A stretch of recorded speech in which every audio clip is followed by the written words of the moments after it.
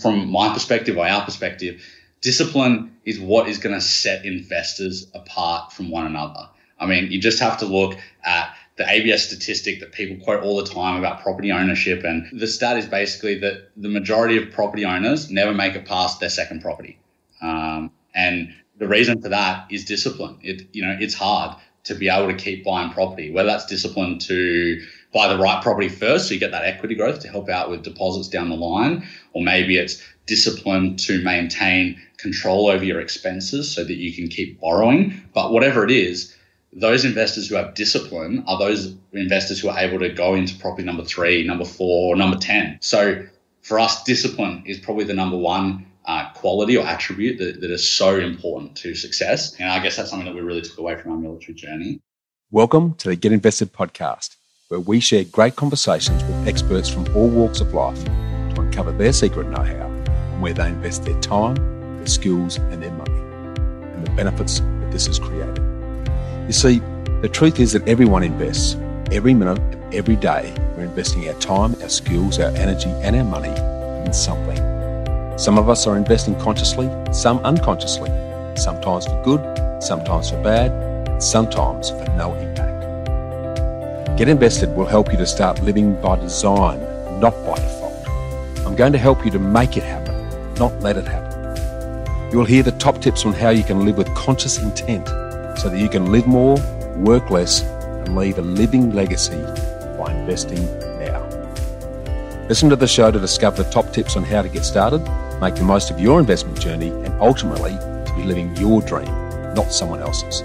More episodes can be found on iTunes or at bushymartin.com.au/get invested. Thanks for listening, and now let's get invested. Hi Freedom Fighters. What separates successful investors from average investors? What qualities do you need to demonstrate to invest sustainably and successfully? And where can you turn to learn these success qualities and approaches? These are questions that I continue to ask in my continuous search for sustainable success and investment success. But before I answer them, let me get you inspired by sharing with you extracts from a motivational speech that I've adapted from Naval Admiral William H. McRaven, 9th Commander of US Special Operations Command. And it goes like this.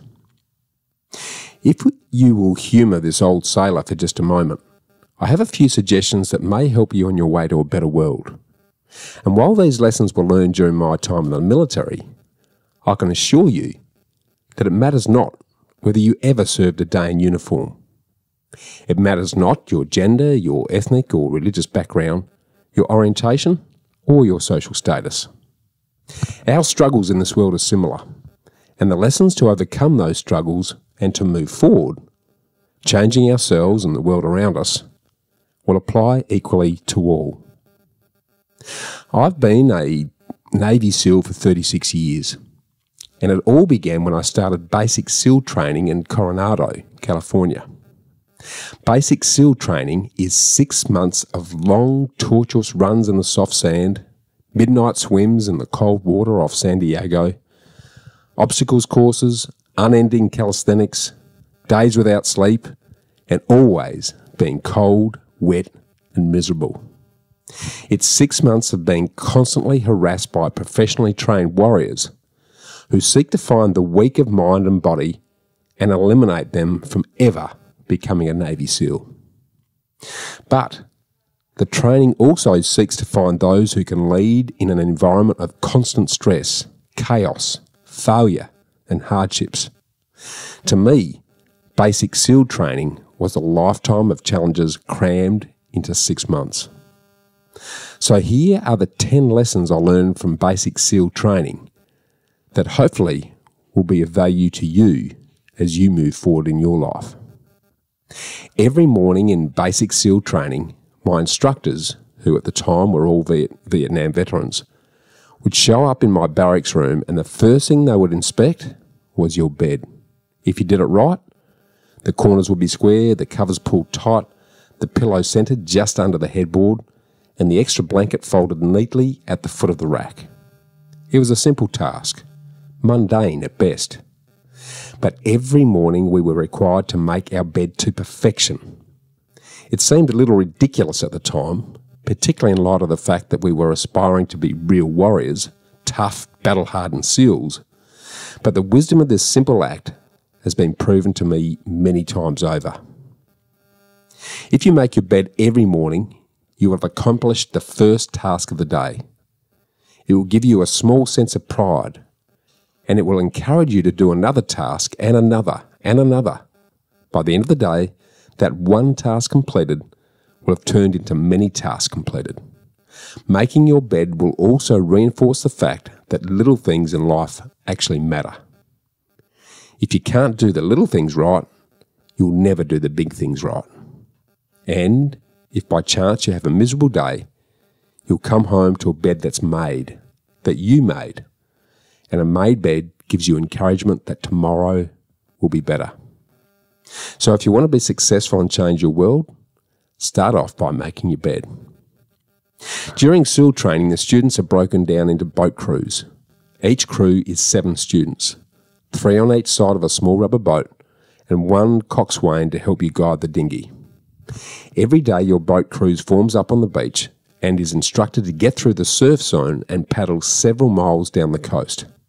In the winter, the surf off San Diego can get to be 8 to 10 feet high, and it's exceedingly difficult to paddle through the plunging surf unless everyone digs in. Every paddle must be synchronised to the stroke count of the coxswain. Everyone must exert equal effort or the boat will turn against the wave and be unceremoniously tossed back on the beach. For the boat to make it to its destination, everyone must paddle. You can't change the world alone. You'll need some help. And to truly get from your starting point to your destination takes friends, colleagues, the goodwill of strangers, and a strong coxswain to guide them. So if you want to be successful and change your world, find someone to help you paddle. Over a few weeks of difficult training, my SEAL class, which started with 150 men, was down to just 35. There were now 6 boat crews of 7 men each. I was in the boat with the tall guys, but the best boat crew we had was made up of the little guys. The Munchkin crew, we called them. No one in that group was over about 5'5". The Munchkin boat crew had an Indian, an American, a Polish, an African, a Greek, an Italian, and some tough kids from the Midwest. They out-paddled, outran, and outswam all the other boat crews. The big men in the other boat crews would always make good-natured fun of the tiny little flippers the Munchkins put on their tiny little feet prior to every swim. But somehow these little guys, from every corner of the nation and the world, always had the last laugh, swimming faster than everyone and reaching the shore long before the rest of us. SEAL training was a great equaliser. Nothing mattered but your will to succeed. Not your colour, not your ethnic background, not your education, and not your social status. So if you want to be successful and change your world, measure a person by the size of their heart, not the size of their flippers. Several times a week, the instructors would line up the class and do a uniform inspection. It was exceptionally thorough. Your hat had to be perfectly starched, your uniform immaculately pressed, and your belt buckle shiny and void of any smudges. But it seemed that no matter how much effort you put into starching your hat, or pressing your uniform, or polishing your belt buckle, it just wasn't good enough. The instructors would find something wrong. For failing the uniform inspection, the student had to run fully clothed into the surf zone and then, wet from head to toe, roll around the beach until every part of your body was covered with sand. The effect was known as a sugar cookie. You stayed in that uniform for the rest of the day, cold, wet, and sandy. Now, there were many a student who just couldn't accept the fact that all their effort was in vain, that no matter how hard they tried to get the uniform right, it was unappreciated. Those students didn't make it through training. Those students didn't understand the purpose of the drill. You were never going to succeed. You were never going to have a perfect uniform. Sometimes, no matter how well you prepare or how well you perform, you still end up as a sugar cookie. It's just the way life is sometimes. So if you want to be successful and change your world, get over being a sugar cookie and keep moving forward. Every day during training, you are challenged with multiple physical events: long runs, long swims, obstacle courses, hours of calisthenics, something designed to test your very mettle. Every event had standards, times you had to meet. If you failed to meet those standards, your name was posted on a list, and at the end of the day, those on the list were invited to what was called a circus. A circus was 2 hours of additional calisthenics designed to wear you down, to break your spirit, and to force you to quit. No one wanted a circus. A circus meant that for that day, you didn't measure up. A circus meant more fatigue, and more fatigue meant that the following day would be even more difficult, and more circuses were likely. But at some time during SEAL training, everyone, and I mean everyone, made the circus list. But an interesting thing happened to those who were constantly on that list. Over time, those students who did 2 hours of extra calisthenics got stronger and stronger. The pain of the circuses built inner strength. It built physical resilience. Life is filled with circuses. You will fail. You will likely fail often. And it'll be painful. It'll be discouraging. At times, it'll test you to your very core. But if you want to be successful and change your world, don't be afraid of the circuses. Now, at least twice a week, the trainees were required to run the obstacle course. The obstacle course contained 25 obstacles, including a 10-foot high wall, a 30-foot cargo net, and a barbed wire crawl, just to name a few. But the most challenging obstacle was the slide for life. It had a 3-level 30-foot tower at one end and a 1-level tower at the other. In between was a 200-foot long rope. You had to climb the 3-tiered tower, and once at the top, you grabbed the rope, swung underneath the rope, and pulled yourself hand over hand until you got to the other end. Now, the record for the obstacle course had stood for years when my class began training in 1977. The record seemed unbeatable until one day a student decided to go down the slide for life head first. Instead of swinging his body underneath the rope and inching his way down, he bravely mounted the top of the rope and thrust himself forward. It was a dangerous move, seemingly foolish and fraught with risk. Failure could mean injury and being dropped from the training. Without hesitation, the student slid down the rope perilously fast. Instead of several minutes, it only took him half that time, and by the end of the course, he'd broken the record. So if you want to be successful and change your world, sometimes you have to slide down the obstacle head first. During the land warfare phase of training, the students are flown out to San Clemente Island, which lies off the coast of San Diego. The waters of San Clemente are a breeding ground for the great white sharks. To pass SEAL training, there are a series of long swims that must be completed. One is the night swim. Before the swim, the instructors joyfully brief the trainees on all the species of sharks that inhabit the waters of San Clemente. They assure you, however, that no student has ever been eaten by a shark, at least not recently. But you're also taught that if a shark begins to circle your position, stand your ground. Don't swim away. Don't act afraid. And if the shark, hungry for a midnight snack, darts towards you, then summon up all your strength and punch him in the snout, and he'll turn and swim away. Now, there are a lot of sharks in the world. If you hope to complete the swim, you'll have to deal with them. So if you want to be successful and change your world, don't back down from the sharks. As Navy SEALs, one of our jobs is to conduct underwater attacks against enemy shipping. We practice this technique extensively during basic training. The ship attack mission is where a pair of SEAL divers is dropped off outside an enemy harbour and then swims well over 2 miles underwater using nothing but a depth gauge and a compass to get to their target. During the entire swim, even well below the surface, there's some light that comes through. It's comforting to know that there is open water above you, but as you approach the ship, which is tied to a pier, the light begins to fade. The steel structure of the ship blocks the moonlight. It blocks the surrounding street lamps. It blocks all ambient light. To be successful in your mission, you have to swim under the ship and find the keel, the centre line and the deepest part of the ship. This is your objective. But the keel is also the darkest part of the ship, where you can't see your hand in front of your face, where the noise from the ship's machinery is absolutely deafening, and where it's easy to get disoriented and fail. Every SEAL knows that under the keel, at the darkest moment of the mission, is the time when you must be calm, composed, when all your tactical skills, your physical power, and all your inner strength must be brought to bear. So if you want to be successful and change your world, you must be your very best in the darkest moment. Now, the 9th week of training is referred to as Hell Week. It's 6 days of no sleep, constant physical and mental harassment, and one special day at the Mud Flats.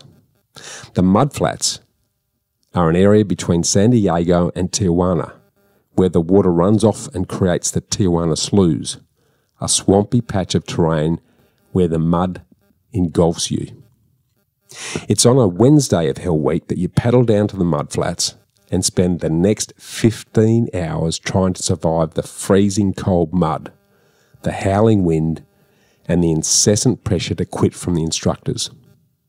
As the sun began to set that Wednesday evening, my training class, having committed some egregious infraction of the rules, was ordered into the mud. The mud consumed each man till there was nothing visible but our heads. The instructors told us we could leave the mud if only 5 men would quit, just 5 men, and we would get out of this oppressive cold. Looking around the mud flat, it was apparent that some students were about to give up. It was still over 8 hours till the sun came up. 8 more hours of bone-chilling cold. The chattering teeth and shivering moans of the trainees were so loud, it was hard to hear anything. And then, one voice began to echo through the night. One voice raised in song. The song was terribly out of tune, but sung with great enthusiasm. One voice became 2, and 2 became 3, and before long, everyone in the class was singing. We knew that if one man could rise above the misery, then others could as well. The instructors threatened us with more time in the mud if we kept up the singing, but the singing persisted. And somehow the mud seemed a little warmer, the wind a little tamer, and the dawn not so far away.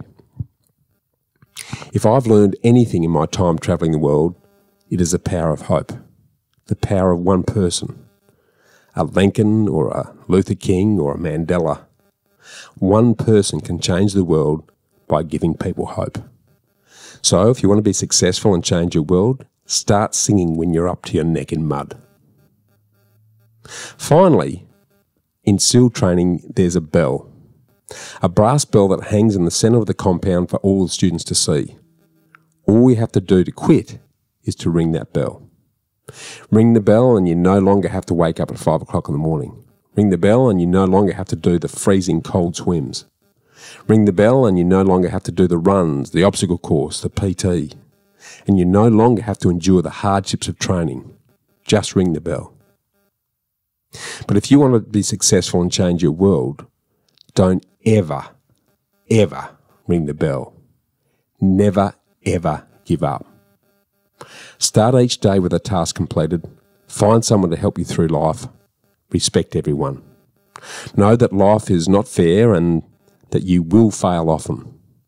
But if you take some risks, step up when the times are toughest, face down the bullies, lift up the downtrodden, and never ever give up, if you do these things, then you'll be successful and change the world.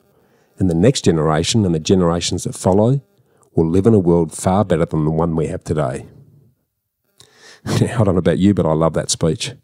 Simple lessons with profound insights. But what has any of this got to do with successful property investing, I can hear you say? The answer? Everything.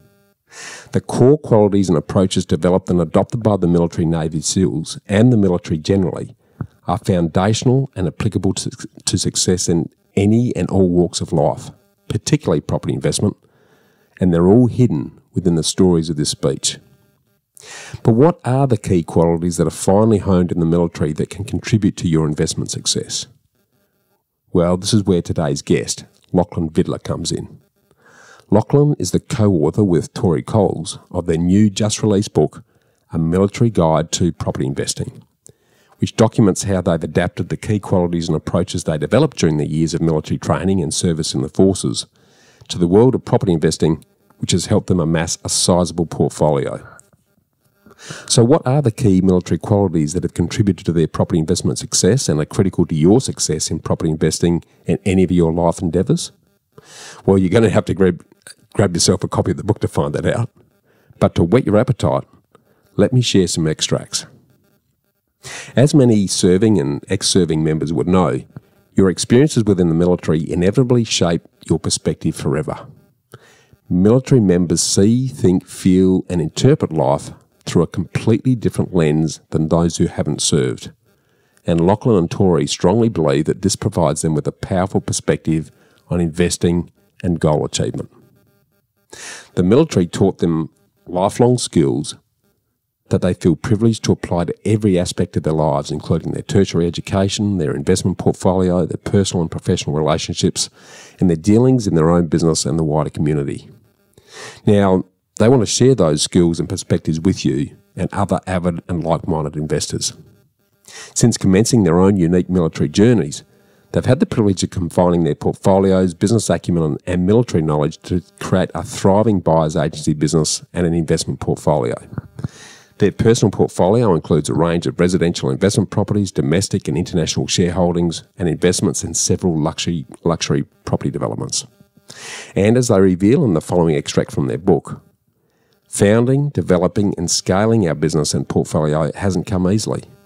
Like all investments, it was built upon a foundation of sleepless nights, years of learning, relationship growth, revelations and failures.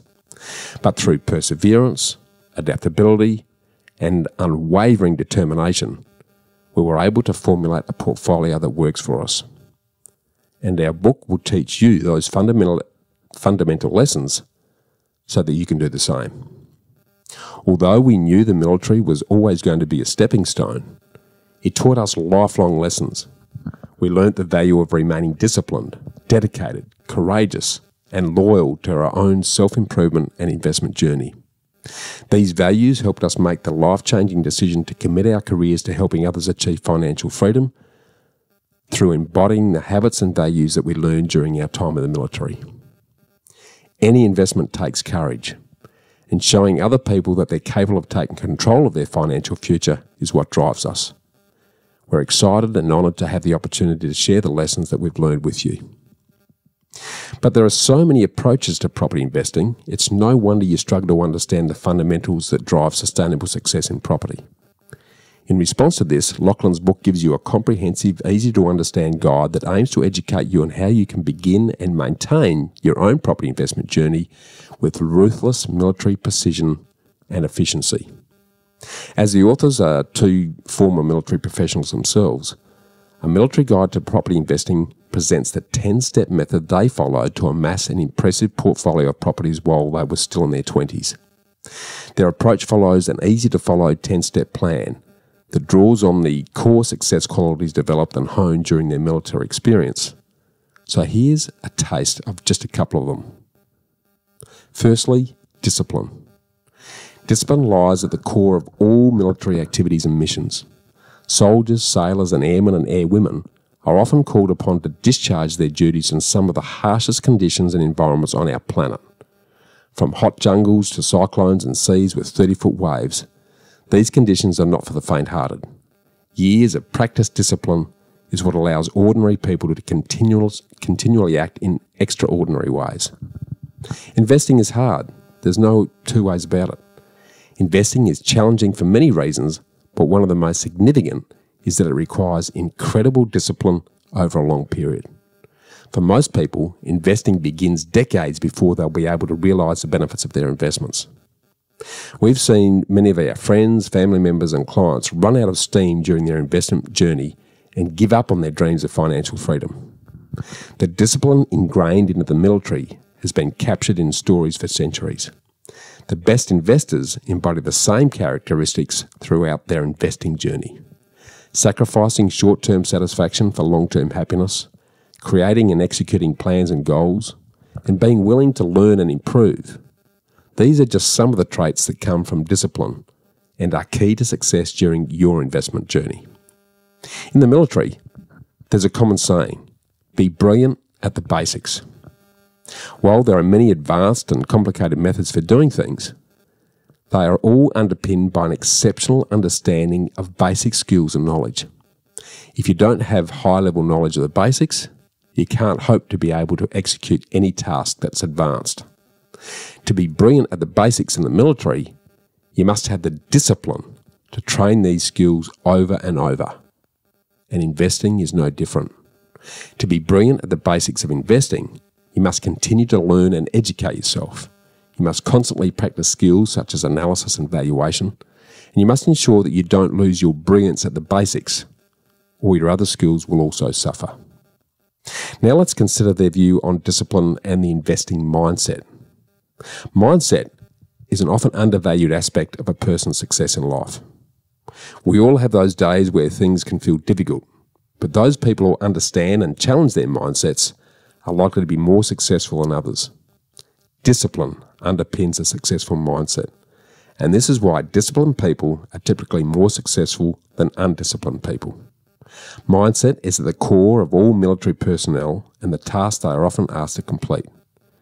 It's even more difficult to spend 9 months deployed away from family and friends if you don't have a good mindset. Discipline also underpins their thoughts on strategic planning and having a strategic plan. In the military, planning is divided up into 3 unique and critical realms: the tactical, operational, and strategic fields. The tactical realm belongs to soldiers, sailors, and airmen and airwomen who are deployed on the battlefield and are actively in the fight. These personnel are given a specific mission in order to achieve an objective set by commanders and planners. Tactical missions may last a few days or weeks, depending on the nature of the mission. The level above tactical is operational. Operational planners will assess and enact the campaign as a whole, part of which includes how many tactical missions will help achieve the desired outcome for the entire operation. Operational campaigns can last months, if not years, but all tactical missions are planned in a way that advances the operational goal overall. And lastly, the strategic realm is where multiple operational campaigns are planned out to determine whether the nation's overarching goals and interests are being achieved and defended. There's no end to strategic planning. Priorities will simply change over time, and the operational and tactical realms will shift and adapt to prioritise and achieve the new desired end state. Without the strategic outlook, the operational campaigns and tactical missions are pointless and will lack direction. Military members on the ground will be conducting missions without a true goal. Without a strategic end state in mind, personnel and resources will be assigned to missions for no real purpose, and this often results in unacceptable levels of risk being adopted. Each of the realms requires a different but important level of discipline. Discipline ranges from the short periods on the tactical level through to years for the strategic level. This is the same approach to discipline that's required in property investment. A single deal requires the discipline to assess and manage the acquisition process, while your overall portfolio goal will require years of discipline to ensure you continue moving in the correct direction. Now let's have a sneak peek at one of their other key qualities and steps. The Reveille. Originally a drum beat, Reveille has been played on bugles, trumpets, pipes and drums to wake sleeping soldiers and prepare them for the day ahead. Stemming from French, Reveille has continued in contemporary use at military ceremonies, funerals and in barracks around the country. In this context, Lachlan's book is your Reveille, your wake-up call to get started on your investment journey. Now, this is merely a taste tester for the 10 key qualities and steps you'll need to develop in order to be a successful property investor and change your world and the worlds of those around you. But what are the other key qualities and steps? Well, you'll just have to get yourself a copy of the book to find out. And Lachlan has made this really easy for you to get your very own copy with an exclusive limited offer for Get Invested listeners. Just jump on atlaspropertygroup.com.au/shop. That will take you straight to a military guide to property investing. Then click on Add to Cart, and in the coupon code box, type in Get Invested in bold caps. And the first 5 listeners will get the book free instead of the normal retail price of $29.95. And if you're not one of the first 5, you'll be eligible to get $15 off. So it will only cost you half price. So click on the Atlas Property Group website now, or click on the link in the show notes so you don't miss out. Now, as you're probably aware, the military is renowned for producing exceptional people and cutting-edge products.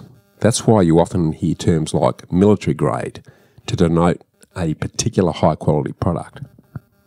And Lachlan and Tori have taken their years of military experience, combined it with their property investing and business knowledge, and overlaid their master's level university education to bring this all together in this great guide.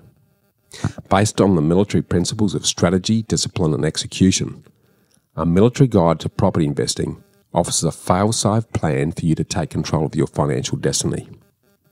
With military precision, discipline and a systematic vision of your goals and objectives, you too can secure a strong property investment portfolio.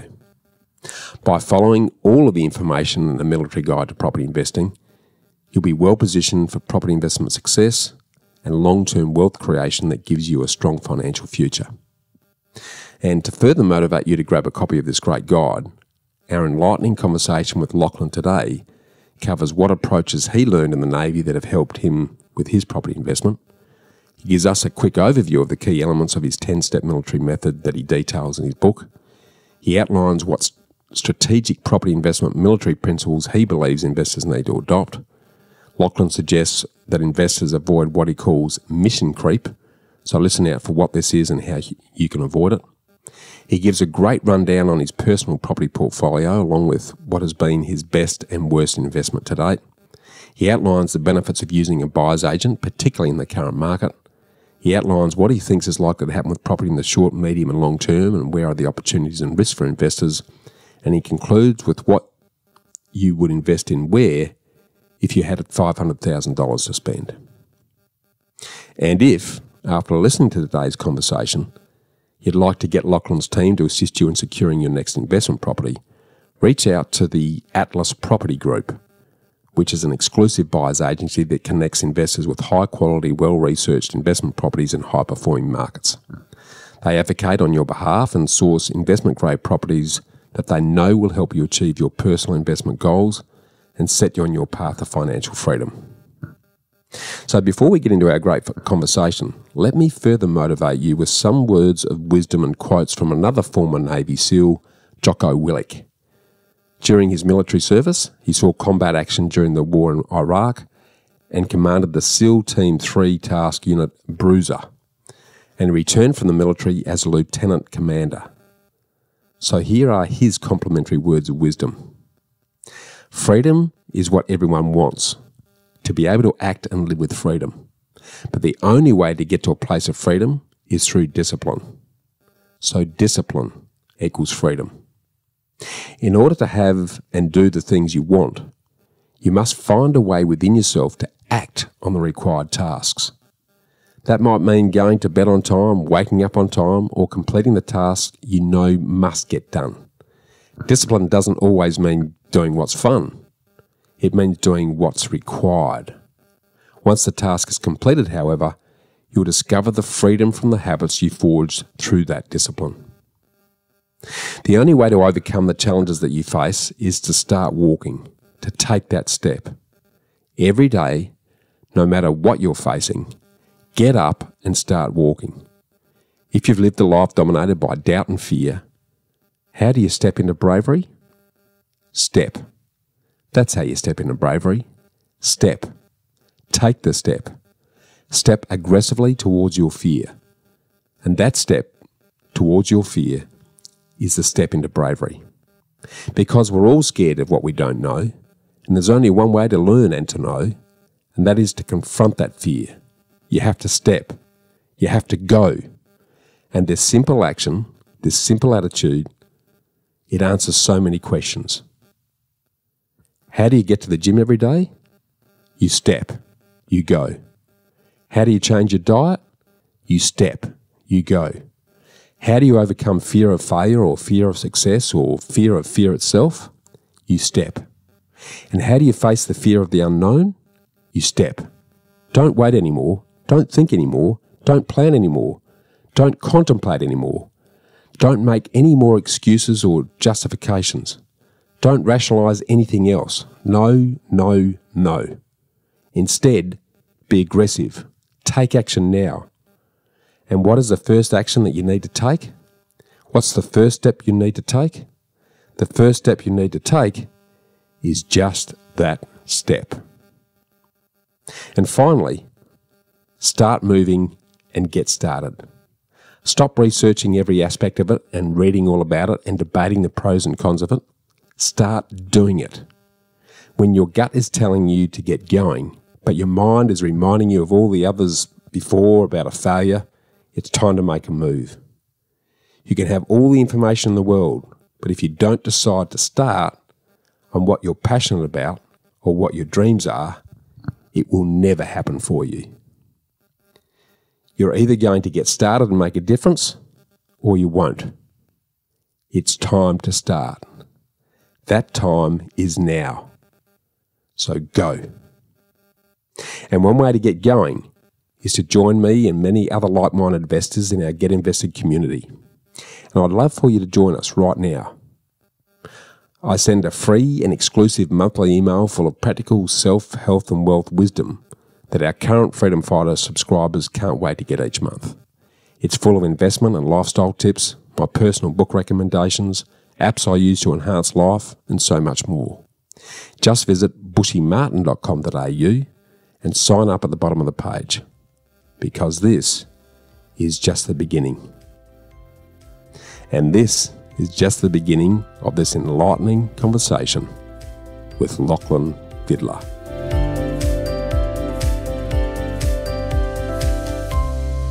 Hi Freedom Fighters. Now, in my experience over the last 35 years, only about 1 in 20 property investors go the distance over the 15 years or more that's required to achieve sustainable success and financial freedom.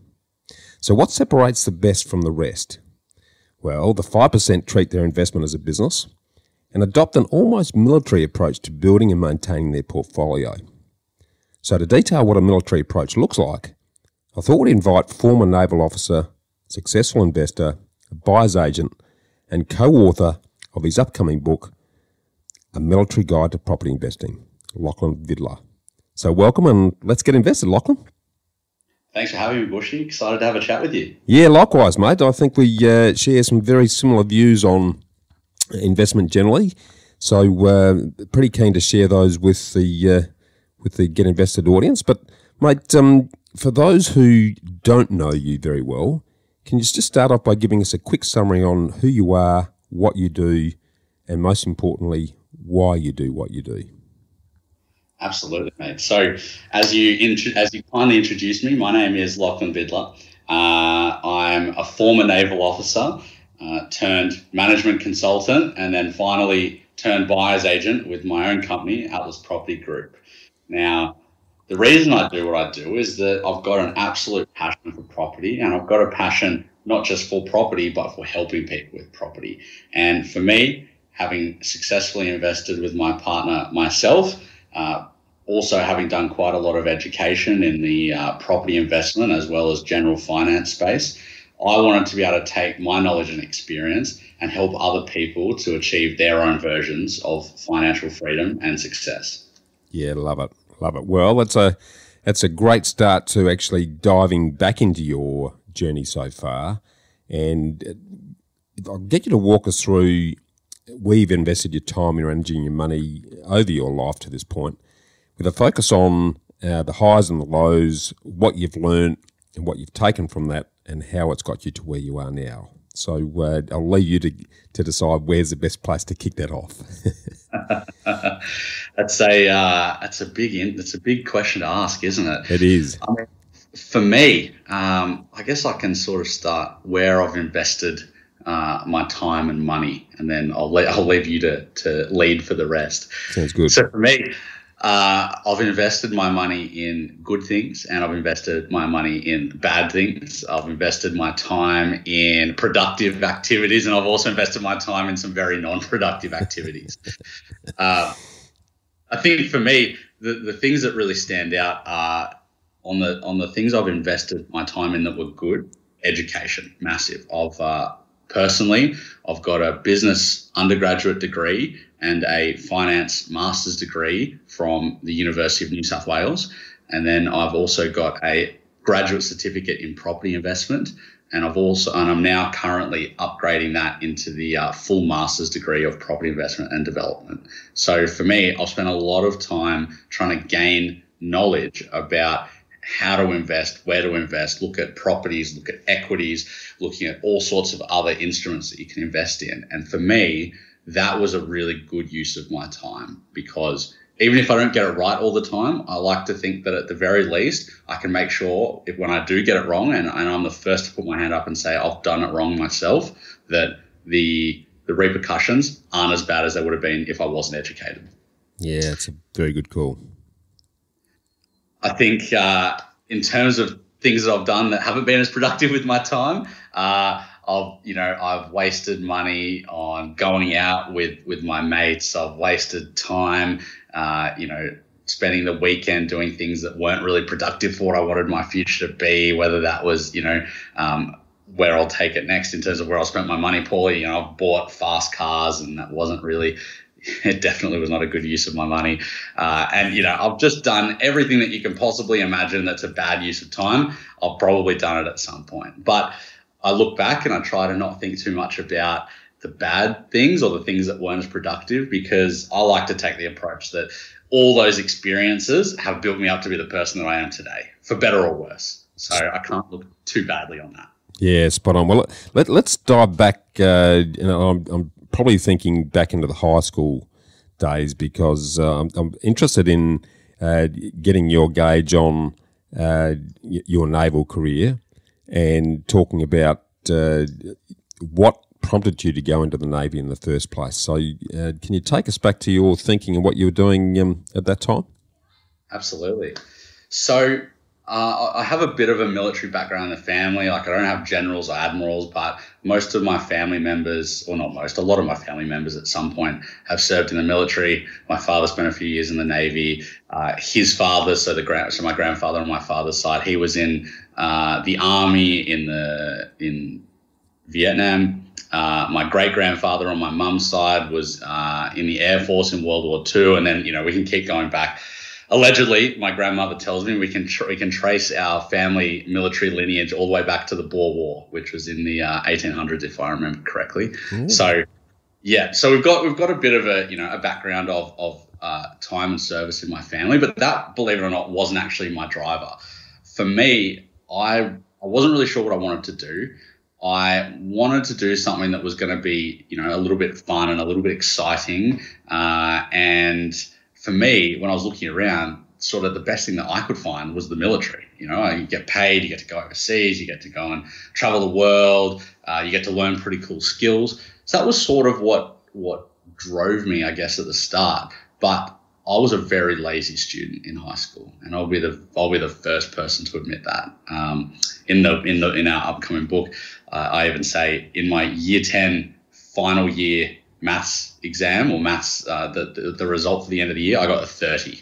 And that was obviously not going to bode well for future life, let alone investing. So I was a pretty lazy student. I was not dumb, but I was just lazy. And when I sort of eventually decided that the Navy was the pathway I wanted to take, I had to really buckle down in the second half of year 11 and then for year 12 to make up effectively 4 or 5 years of half-assed education, and then make it back to sort of be able to, succeed and get a place in the military once I left school.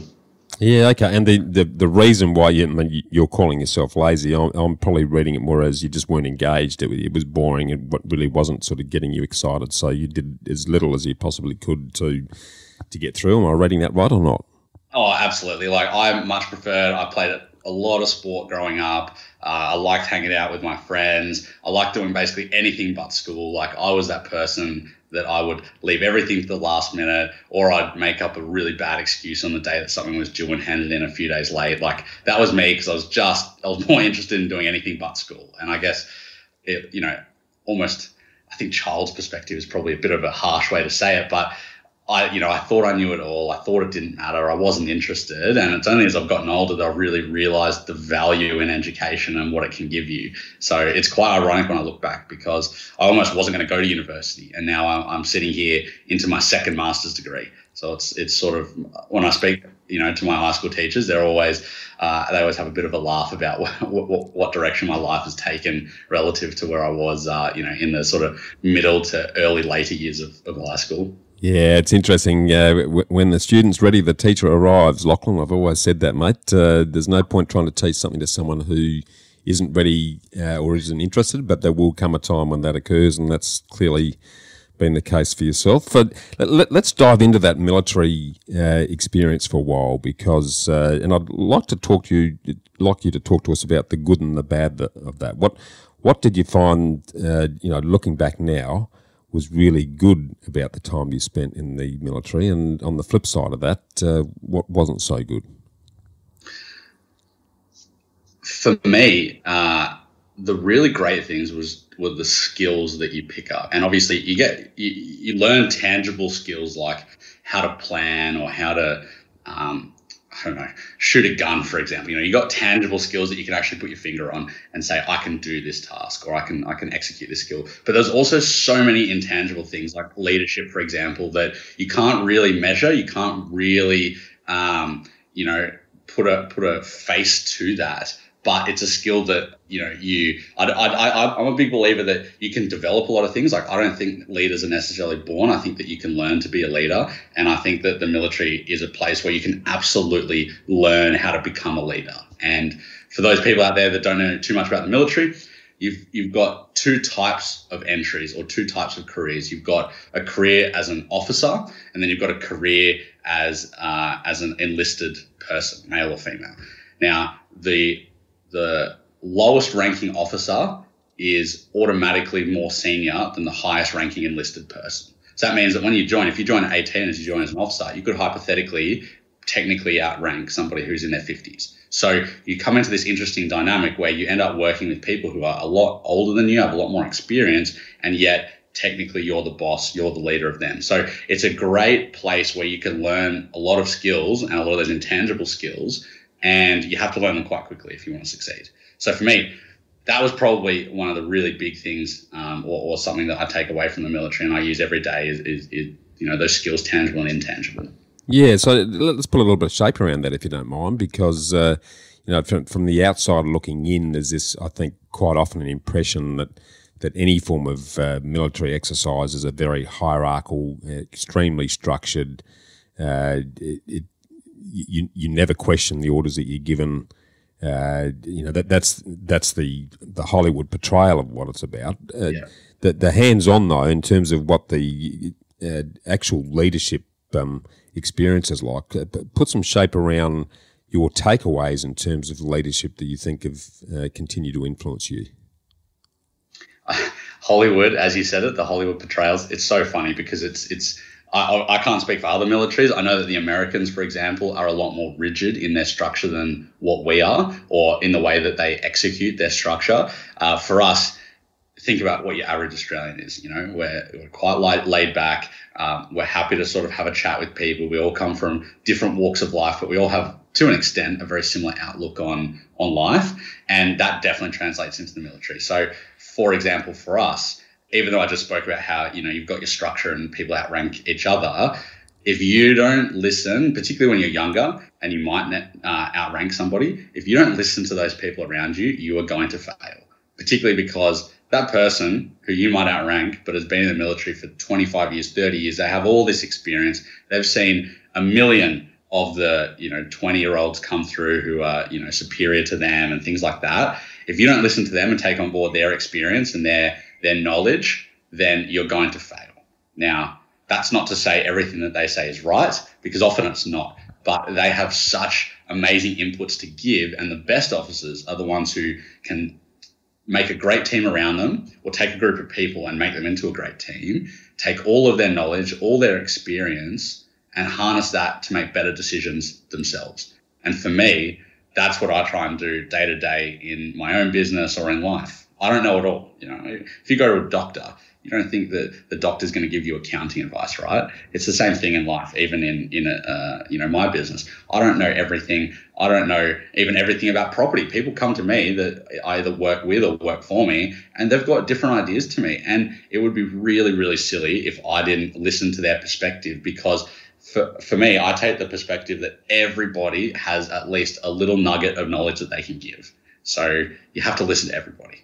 100%. And mate, I'm getting old and crusty, Lachlan, and there isn't a day and there isn't a conversation I have where I don't learn something, mate. So, and if you keep that mind open and those ears open and your mouth closed for long enough, you're bound to improve over time. So, yeah, some great learnings there. Were there any negative aspects of your time with the military that you'd rather forget, or lessons that you took away in terms of what you wouldn't do as a consequence? Yeah, I think everywhere you go, whether it's the military, whether you're working at Woolies, whether you're a CEO of a bank, there's always going to be parts that you don't like of working in that organisation. For me, for the military, I know other people will have different perspectives. For me, the biggest thing that I didn't like, and it's ironic because you know it when you get into it, but eventually you come to a point where it starts to matter to you, was time away from home. I was building a life. I've got a partner. We've got a dog, no kids yet, but we've got a dog. We've got all these parts to our life. And for me to constantly be going away and deploying, it just wasn't exciting anymore, and it wasn't what I necessarily wanted to be doing. And I think for me as well, when I joined the military, I knew I was never going to stay and stick around till I was an admiral after 40 years or anything like that. So for me, I always knew that I was going to leave before I got to the end of the career. I didn't know when it was going to be. I didn't know whether it would be after 20 years or after 2 years or whatever it was going to be, but I knew I was going to leave. And being away from home, being away from family, being away from friends, that was probably one of the biggest drivers of what ended up being the reason I left, and what I came to realize was not the sort of lifestyle I want to live anymore. And probably the other thing that a lot of people struggle with in the military is that every role has a pathway. You have certain training you need to do. There's certain postings you need to do by the book. And when people come in and to an extent try to challenge the status quo, like maybe they want to do their training faster, maybe they want to go and do this job which isn't necessarily what the book says is as related, the military struggles a little bit to have that flexibility. And for me, and I think it probably goes to show that now I'm an entrepreneur, I've got my own company, things like that I was always trying to do things a little bit differently. I was always trying to be at the forefront. I was always trying to challenge how we could all be better, and at times that didn't necessarily fit the book and it didn't fit the mold. So for me, that was probably the other big reason that was not my favorite part of the military, was that it's really hard to innovate and adapt. Yeah, very good point. That's a very good point. So talk to us about the journey. So how long did you end up being in the Navy for, Lachlan? So I ended up being in the Navy for 6 years. Okay, and then what prompted the move, and what did you move to? You've touched on it earlier, but I want to put a bit of colour around it if I can. Yeah. So all those things I just spoke about, they were the big drivers for me on why I left. And then in terms of, I guess, more of the nitty gritty, eventually, and a lot of people say it, and I think it's said a lot in the military, but I think people would say in all walks of life, eventually you wake up one day and you just realize that you need a change. You don't love your job as much anymore, and it's time to move on. And in the military, it's a very common saying that one day you wake up and you just go, I need something new. And for me, that's what happened. I woke up and I said, you know what? I've had a great time. I've learned so many things. I've made some great friends, colleagues, connections, and now I need something new. As I alluded to earlier, when I knew I wasn't going to stay forever when I joined, I always thought that I'd go into the business world. Never knew what that would be, whether it be a lawyer, an accountant, I don't know, some other job. I never knew what it would be. And at that point, when I was looking to leave, I had my business undergraduate degree. I was a couple of subjects away from having my finance master's degree. So I initially wanted to leave and go into banking. That was my initial thought. But coming out of the military, not doing internships or anything, I was already on a pretty good salary. I had all this experience. I found that I was going to have to come in entry level in these banking jobs. And even then, it was really hard to get some traction for that. So I was having to, I guess, change my own expectations of what I was going to be doing. And I was really considering, I was happy to go in and be an entry level job, but the problem was that the pay that was coming with it, it didn't match my lifestyle. And I didn't have an exuberant lifestyle by any stretch, but I was leaving the military where I had a pretty good wicket. And yeah, it was really hard to find a job that was going to match up with that. So eventually I ended up landing on management consulting, and I went to go work for Deloitte as a management consultant. Now, the pay was certainly not where it was going to be for where I was in the military, but it was a lot better than where I was looking at when I was coming in banking. So for me, it was sort of that middle ground. Yep.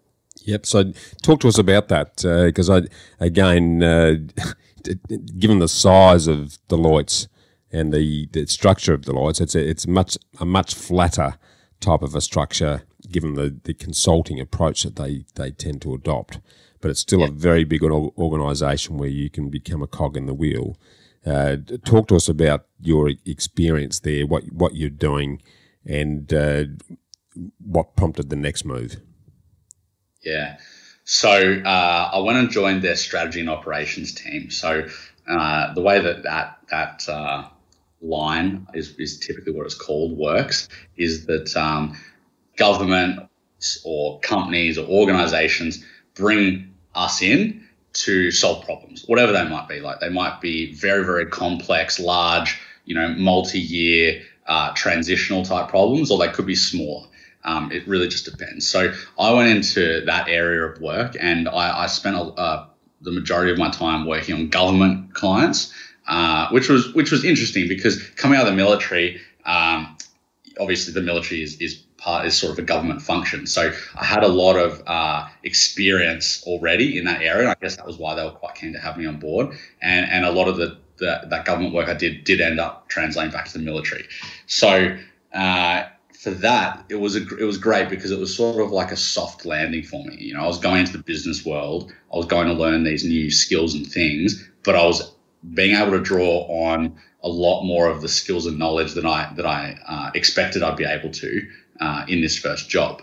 So that was great. I had a great team. I had a great partner. He was also ex-military, and it was a really supportive environment, which was fantastic. And having never really worked in the big outside world, because I'd been in the military, I didn't really know what to expect. And I was very fortunate that I was very well supported and had a great team around me that I was a part of and also contributed to.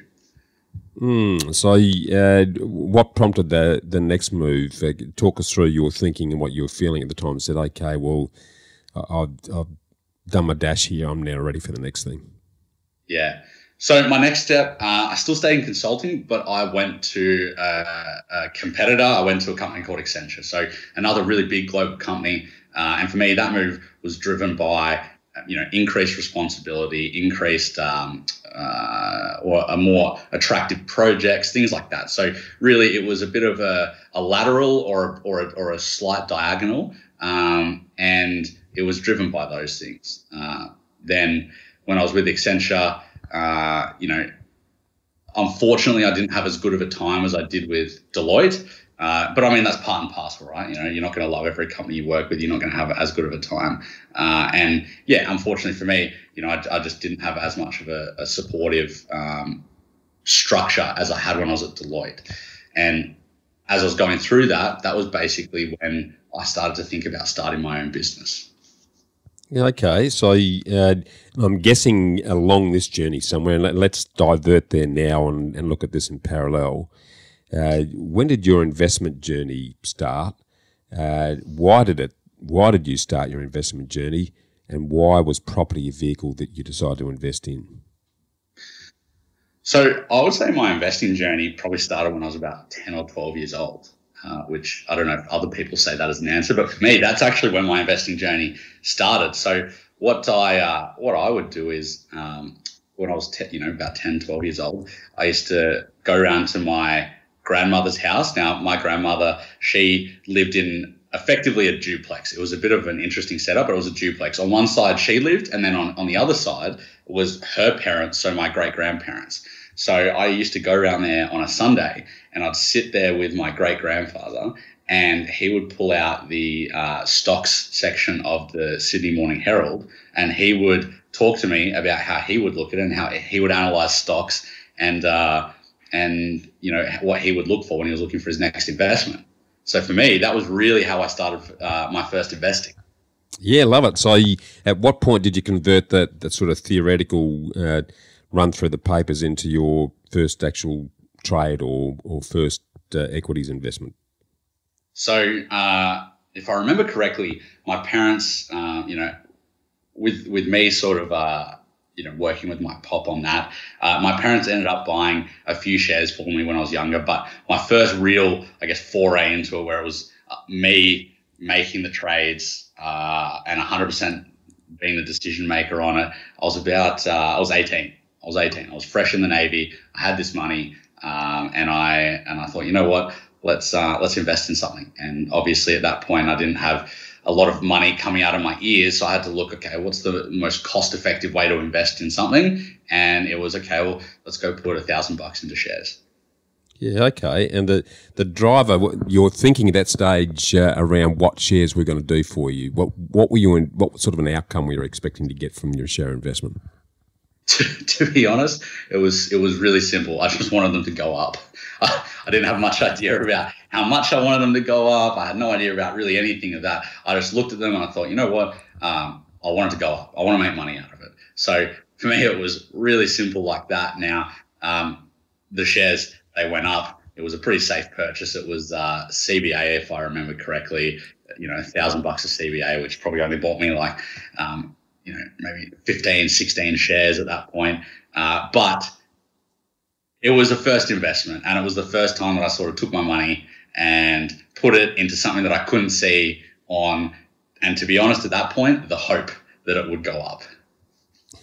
So the old hit and hope routine, which is exactly. most first time investors do exactly that, and unfortunately, most first time property investors do exactly the same. By the way, so okay, so talk to us about where that journey led to you, and what was the change that prompted you to start going down the property path. So, I mean, look, everybody knows CBA is a pretty stable share. It's a pretty stable company. It goes up, it goes up and it goes down when we have big occurrences happen, like say the GFC or COVID. But on the whole, CBA is a pretty safe company to be investing in. And that was effectively what the result of that investment was. It went up a little bit. I ended up selling it maybe 12 months later because I'd made a bit of a gain, and I thought, okay, cool, let's pull it out and let's go down the pub. And that was how that first investment sort of washed up. But for me, I always knew that investing was the way, I guess, to attain wealth and to be to have a good financial future. I always knew that was it, and I guess I can basically take that back to when I was 10 or 12, sitting there with my pop. But I didn't know much. It's that old thing of you don't know what you don't know, and I knew I didn't know anything. And I didn't really know how to go about learning anything, but I knew I needed to learn something. So I always, I'd always read books. I'd always sort of read, forums here and there. Like maybe I was in a Facebook group, things like that. Like I always had a bit of this knowledge and education around me, but I wasn't necessarily taking it in. So I think the first step was almost like exposure, that I had to just be around it a little bit. Then eventually, I did my studies, I did my business undergraduate degree, and that was really a big tick up because that was where I started to get an academic understanding of investing and returns and finance and money and all these sorts of things. So that was, I guess, the part where I really started to whet my appetite. And then from there, it basically translated into reading, starting to actually read books and sit down and be in a quiet space so that I could read it and comprehend it. And that was when I started to really realize that while shares are a great investment and it's important to have a diversified financial portfolio, property and the ability to leverage through property was a lot greater and it was a lot safer than shares. So I should probably start looking into that. Great. Okay. So do you mind sharing us with what your first property investment was and what it looked like? Yeah. So my first property, it was just a really sturdy 3-bricker, not much to it, pretty cheap. And for me, it was basically the whole idea of as early as I could get in the market, I thought it was best to get in the market. Now, I wasn't going to wait around and try to save up to buy an $800,000 property or $1 million property. I just knew from everything I'd read that the earliest I could invest, that was the best time to do it. Yeah, brilliant. Okay, and without going into the nitty-gritties, you now have quite a substantial portfolio between yourself and your partner. Which, as I understand it, is sort of spread across different property types in quite a number of regions. Without sort of drilling down too much into that, can you summarise for us what was the best property investment that you made and what was the worst and why for both of those?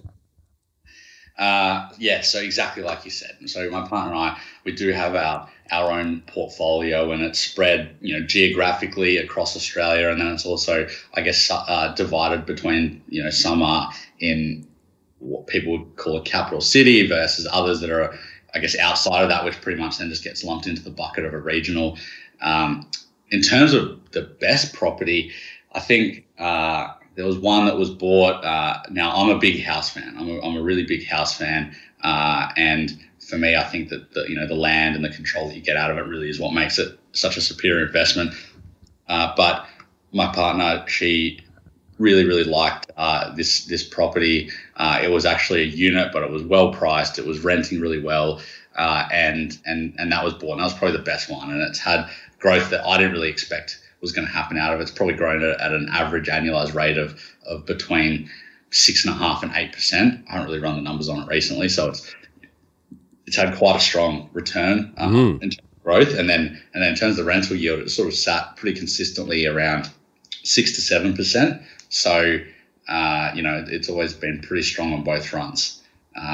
In terms of the worst, fortunately, we actually haven't really made too many bad investments. The worst one has probably been something that we really couldn't have foreseen, and that was that first one that I did, where it was just that sturdy 3-bricker. But there's just been so much maintenance that's come with it, and you never know it. There was a lot of things, like, for example, we had a water pipe burst in the backyard. We had to get a bobcat in to excavate half the backyard to be able to go in and then fix it up, and it cost us the better part of 10 grand. Now, no building inspector could have ever picked that up, and it was just an unfortunate part of being in the game and doing business. So, it wasn't a bad investment. It's performed quite well. But unfortunately, there's just been, some of those maintenance and other issues that you can just never really foresee to the level that it's come about. And it's just then, sucked a bit of that yield away from it over the long term. But the good news there is that first one's probably had enough equity growth that's contributed to enable you to continue and invest. And I don't know about you, Lachlan, but everyone I talk to, I say it's not a matter of if you're going to have issues with properties, it's a matter of when. We just want to make sure that we've got contingencies and plans built around that, so we've got rainy day reserves and other things we can fall back on to cover those times when there are going to be unforeseen expenses that are going to crop up. Exactly right. And I was actually having a conversation with a client yesterday about this. They said, we want to buy something that's going to not take money out of our pocket on endless amounts of maintenance. And I said, look, obviously that's the aim of what we're trying to do, but you need to also realize that a part of being in this game and doing business and growing your wealth in property is that if something comes up on month 4, you don't have the rents there that have been sitting in the bank account to be able to have that nice little kitty going. And unfortunately, that does sometimes happen. It doesn't matter what you try and do, sometimes that happens. But it's a really small occurrence when that happens. So you just have to take the good with the bad. And as you build your portfolio, as long as you're doing it, well, you're obviously going to have a lot more wins than you are losses. Totally agree. And I guess one of the, and this is probably a good time to talk about this, in terms of the structuring around the portfolios, when we're helping people with their strategy and their structure, we won't let them invest until they've got what I call a rainy day reserve, or a war chest, as we like to call it, which can be equity or it can be savings or a combination of both, that it's at least minimum of 20 and preferably 30 grand, so that if something happens to their employment or something happens to the property, they're never going to be in a financial position where they have to knee-jerk and make what will be a short-term decision that will have negative long-term impacts. So, no, that's great, mate. So you built a portfolio, quite a substantial one, and I guess that's happening in parallel with the work you were doing initially with the military, then Deloitte's, then Accenture. That brings us nicely back to the point where you're thinking, right, I'm going to start my own business. And given I'm assuming that you'd already had such an active involvement in building that portfolio, property was of an interest. Talk to us about your thinking at that time and where that led you to. Exactly as you said. That is pretty much how it ended up going down. So for me, my partner and I have been building our portfolio. I mean, past that, I think what sometimes people don't really talk about too often is that I enjoy it. I love property. Past obviously the fact that you can create wealth out of it and all that, I genuinely find it fun and interesting and exciting. And although I'm a big believer that you want a property portfolio to be boring, I totally agree and subscribe to that train of thought that when you buy it, you want to make sure your portfolio is quite boring. All the other parts that come with that, the searching, the sourcing, the negotiation, all that other stuff, I find that fun. So for me, I was already chatting with friends, with family, and I guess you could say I was almost like a semi-buyer's agent before I was a buyer's agent. I didn't obviously charge people. It was just conversations around the barbecue. It was people calling me up and going, hey, I'm thinking about this. What's your perspective on it? A conversation after having a few beers when everyone thinks they're making a great decision. It was all that sort of stuff, and I loved it. So when I sort of realized that maybe I should look at starting my own business, I guess actually backtracking for a second, my partner and I, we'd always said we wanted our own business, whatever it was going to be. Whether it was a buyer's agency, whether it was a dry cleaner, we both always said that it would be fantastic to have our own business and grow it and then bring it back forward. When we're sort of sitting back and I wasn't enjoying some of my corporate work so much anymore, and obviously we had the portfolio there, I guess one day it just sort of clicked that we went, well, why don't we just do this? Why don't we why don't you be a buyer's agent and do this and this can be the company that we always said we wanted to start. It could be this. So that was sort of how it ended up coming about and becoming, more than just an idea. Yeah, I love it. So that was the birth of the Atlas Property Group. I'm assuming at that point in time. Yes. So, which is a big focus on the buyer's agency piece, and it's a growing. While it's a fledgling industry, it's quite a rapidly growing industry. What separates the Atlas Property Group from the other players in the game, as you see it? It's a good question. And as I'm sure you can imagine, clients ask us this all the time. And I think my answer hasn't really changed as we've been going. At the start, you might not have so many runs on the board, so you have to think a bit outside the box to be able to talk to clients and have them feel comfortable enough to, come and trust you. But as we've gone and we've now had a lot of success for our clients, and it's very easy to just point to that. I think that my answer still stays the same. And for me, the biggest one is how educated we are. So what I see a lot in the real estate industry, particularly on the buyer's agent side, is that you've typically got two types of people who go and do it. And there is a third, which is the category that I think that I and we as Atlas fall into, but there's typically two types. The first one is the people who just have a bright idea and nothing really to back it up. Now, those are the types of people that, maybe they were a brickie, maybe they were, some other job that they may have been around property, they might not have, but they just sort of woke up one day and decided it'd be a great idea to do, because all you need realistically is a cert for in real estate. That's the first kind that I see. Yep. The second kind is the people who have built a portfolio themselves. Now, some of those people are incredible brains and minds and are very, very good buyer's agents. But others, to be fair, have got lucky. You know, they bought property at a time where lending was a tap that couldn't be turned off. They might have bought somewhere like Sydney, and they have just had phenomenal gains that effectively anybody who bought a property would have had. Yeah. Except they then trade off that success and claim it as, you know, their intuition and their superior skills and all that. But it was luck more than anything. Yeah. Then we come to the third category, which is what I think we fit into and is our really big difference, is you have the people who pretty much have some element of a portfolio themselves, but I wouldn't necessarily say that they need to, but they also have a really strong education. And for me, I think that's so important because education is no guarantee of success. You could have somebody that's got 5 PhDs who's going to be a buyer's agent, and they could buy crappy properties. But, and here's the big but, that I say to people, when you have somebody on your team, like a buyer's agent, who has a certain level of education and relevant education as well, you can at least typically guarantee some sort of minimum level. And by that, I mean, they're going to know how to calculate return on investment. They're going to know how to calculate and analyze data. They're going to have all these other skills that other people aren't necessarily going to have. Now, whether they can interpret that stuff correctly is another question, but you at least can know that there's a certain level of talent and skill that comes with that person. And I think that that's the big differentiator. Yeah, totally agree. Well, I want to jump into the blue sky future for a minute, if you can, Lachlan, and talk to us about your picture of what your ideal lifestyle looks like. What are you doing with who, where, and when? And what will you continue to invest in to either attain or maintain that? It's a good question. Probably a nice island somewhere, and drinks being brought to me at all times, and never get off the lounge.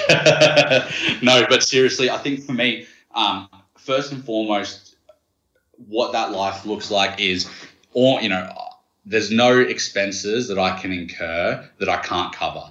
And what that means is, whether it's coming from my portfolio, whether it's coming from the business, whatever it is, it means that I can have that comfort factor that if God forbid something goes wrong and I have to have a big operation or something like that, that our house is not on the line. For me, that's a really big one. I guess if I then start thinking about, ideally where that ends up is that for me, we've got a portfolio, we've got a business, because for me, like I said, I love property. Even if I had $1 billion property portfolio, I genuinely enjoy helping clients, being in the markets, doing that sort of thing. So I can't see myself wanting to give that up.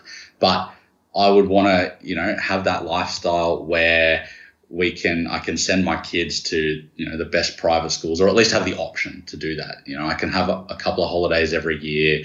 I can have something to then pass on to future generations and really start to build out that generational wealth piece. For me, I guess that's the way that it starts to look. And then I guess who it's with, it's going to be with my partner, Tori. I'm sure that we'll have kids in the future and, just, I guess, to an extent, building out that typical family life. Yeah, okay. And will property continue to be the major vehicle that's going to build and sustain that wealth, or are there other things apart from your business, which is also an asset, that you might consider investing in? I'm sure there'll be things that come and go, but I think personally, and I'm sure that Tori would agree with me, that for us, property will always be the bedrock of our portfolio. We're quite heavily on the residential side now. We've been involved in a little bit of development as well. But for us, we'll keep that. I think we'll probably transition in the not too distant future into some more commercial to be able to get that income to support, lifestyle, as well as to be able to, continue buying properties, because we get, there's good equity in the residential portfolio, but even when you start building out equity, cash flow can always be a challenge. So for us, commercial will probably be something that we continue to build out in the future. But no, I think property will always be the bedrock of the portfolio or of our financial situation. Yeah, no, I love that. And it's interesting you mentioned commercial property, because I tend to agree with you. When you're in the capital accumulation phase of your wealth journey, then there is nothing better than residential property in Australia to do that. And in particular, coming back to your earlier point, there's nothing better than houses on land certainly the best vehicle to make that happen. But once your nest egg gets to a level where it's getting close to the size that is going to sustain an income flow, then that's the right time to be looking at converting the portfolio or complementing and adding to the portfolio with cash flow driven investments that are ultimately going to put money in the pocket that gives you time back to do the things that you want to do. So, no, that's awesome. Okay, well, just before we sort of start to jump into our mutual areas of interest, what's your definition of sustainable success then? It's got to be success that isn't just repeated once or twice. You've got to have a formula behind you that means that if you lost it all, you know exactly what you have to do to repeat it. And I guess sustainable success, it's an interesting question because I think it really plays into my previous comments about some of the different types of buyer's agents you have. And I think, those ones that just sort of hit it lucky and invested, maybe 15, 20 years ago and were able to ride that untapped lending type of scenario, I don't necessarily think that those are sustainable success type people. No. And I think the proof's in the pudding. I think if you can build out a good portfolio today, there's never been a harder time. And if you can do it today, I would say that you would have the tools to be able to do it in any market. So for me, sustainable success is about repeatability of it. That's probably the biggest thing I would say. Yeah, extremely well read there, mate. It's creating a system and a process that is repeatable, because if it's working once, yes, you may need to tweak it as the market conditions change and as lending laws changes. But if you've actually systemised a process and it is repeatable, then you can continue to turbocharge and leverage the results that you get.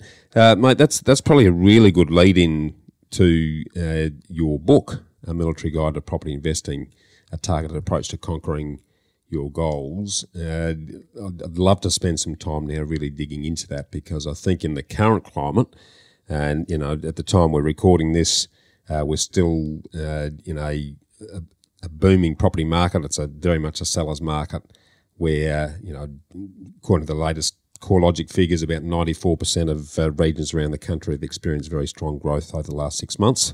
Starting to taper a little bit, as you would expect it to when the spring starts to find its equilibrium. But in those sort of FOMO, feeding frenzy type environments, A Military Guide to Property Investing, I think, is a very timely addition to really starting to get investors focused on the important stuff. So let's start diving into that a bit and talk to us about why you wrote it, what are the key messages, and who should be reading it. So many questions, mate. It's so hard to keep track of them all. Yeah, so let's just start with the book and say, okay, so why did you write the book? I'm just teasing. I did think I could remember all of them, but it's good. We'll narrow down on each one. Now, in terms of why we wrote it, from our perspective, we really wanted to give back to, I guess, the wider investing community. And for us, the investing community, it's always changing, right? You've got people who, that maybe they're in their 50s now and they're only looking to invest for another 10 years. So you've only got them for, another 10 years. And there's always things people can learn. And then you've got the people who might be, say, 15, 16 years old right now, and in 5 years' time, they're the next investors, So the investor community is always turning over. It's always changing. And there's always that thirst for knowledge. And from our perspective, we sort of sat back and we thought, there are so many great property investment books out there. Now, obviously, I'm not going to name any of them because we're talking about our book right now. But there are so many good ones out there, and there are some people who wrote some phenomenal things that I can hands down say were really influential in me ending up in property as our vehicle of wealth. But when we sat back and looked at a lot of those books, what we found was a lot of them were written for a different time. Now, a lot of them are written from a period where maybe you could go and just continually draw out equity, where lending was untapped. It didn't really matter what you did as long as you could basically say to the bank, like, hey, I've got a plan for it. They really didn't care, and they would just keep giving it to you. Whereas now, obviously, everybody knows how hard it is to continue borrowing. Yeah. One example of what we thought was just really different in literature from a couple of years ago versus now. So when we did that, we thought, why don't we go and write a book that is practical, it's contemporary, it's written for somebody, somebody who's 21 could pick it up, or somebody who's 55 could pick it up, and we know that there are things that both of those two different types of people can learn. And above all else, let's actually put some content into it.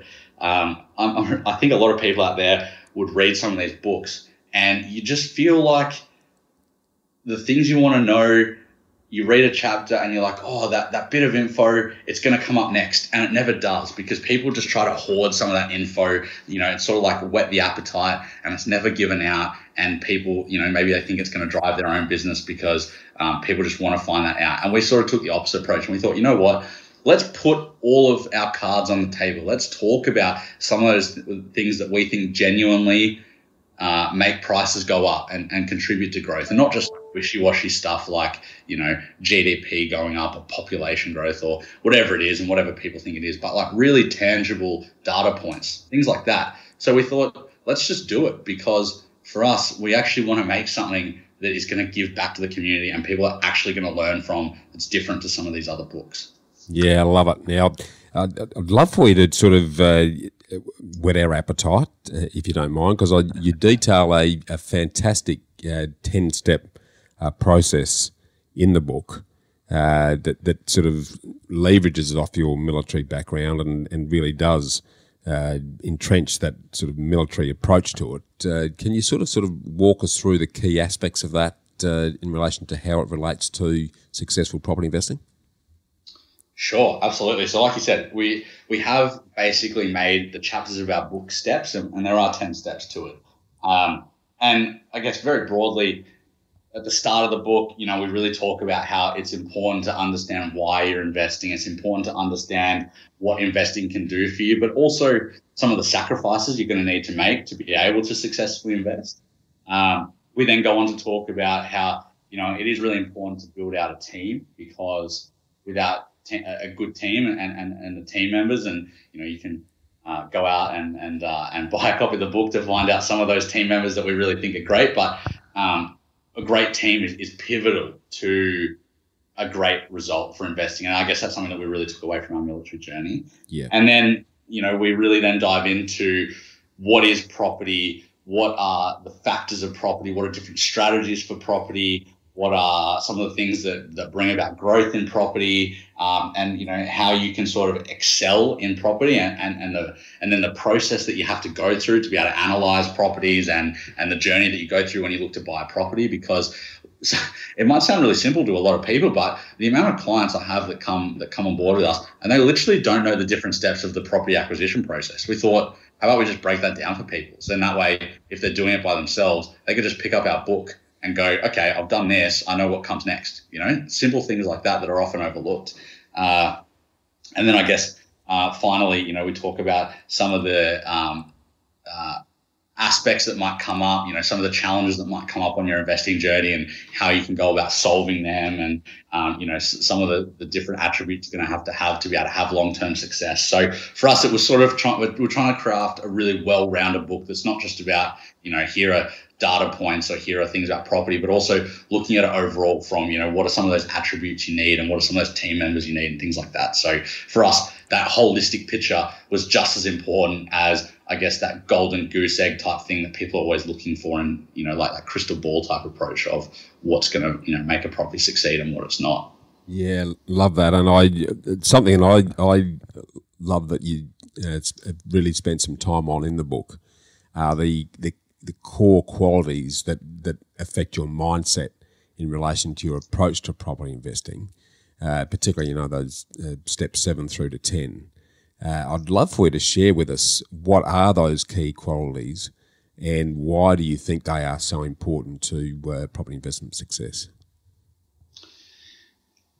For us, I think that the number one attribute or quality would probably be discipline. And believe it or not, that's the second step in the book. Like, we come up front and say that to people. It's not something we bury till the end of the book and hope that people reach it.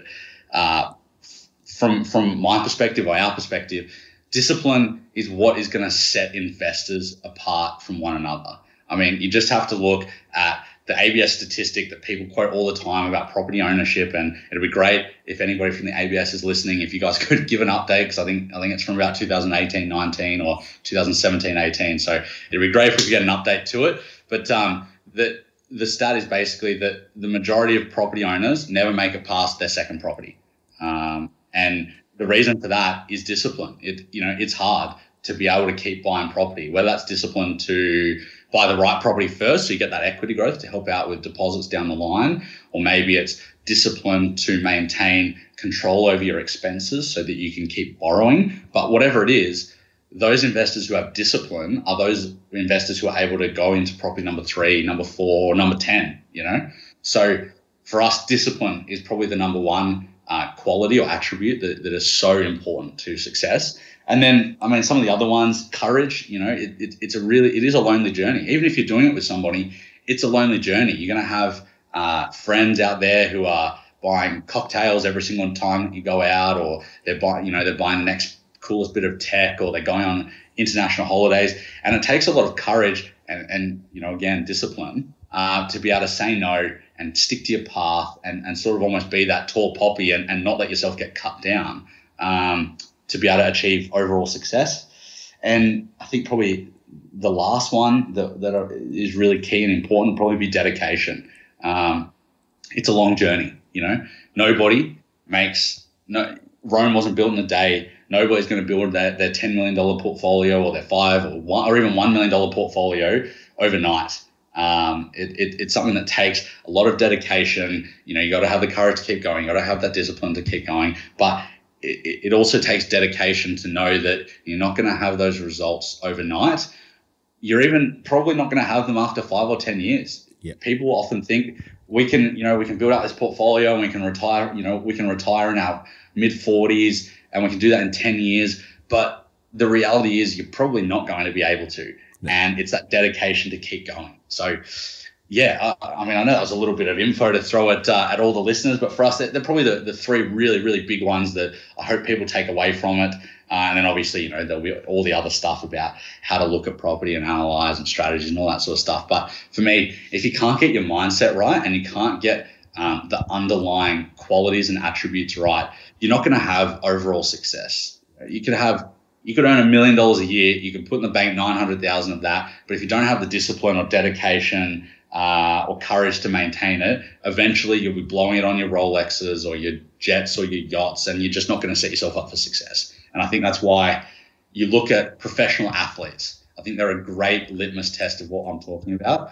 I don't know the stat off the top of my head, but it's something to do with like 80% of NBA players are broke within 5 years of leaving the league. Something like that. It's some crazy statistic, and it really goes to the heart of having those qualities and attributes underlying everything you do from the outset.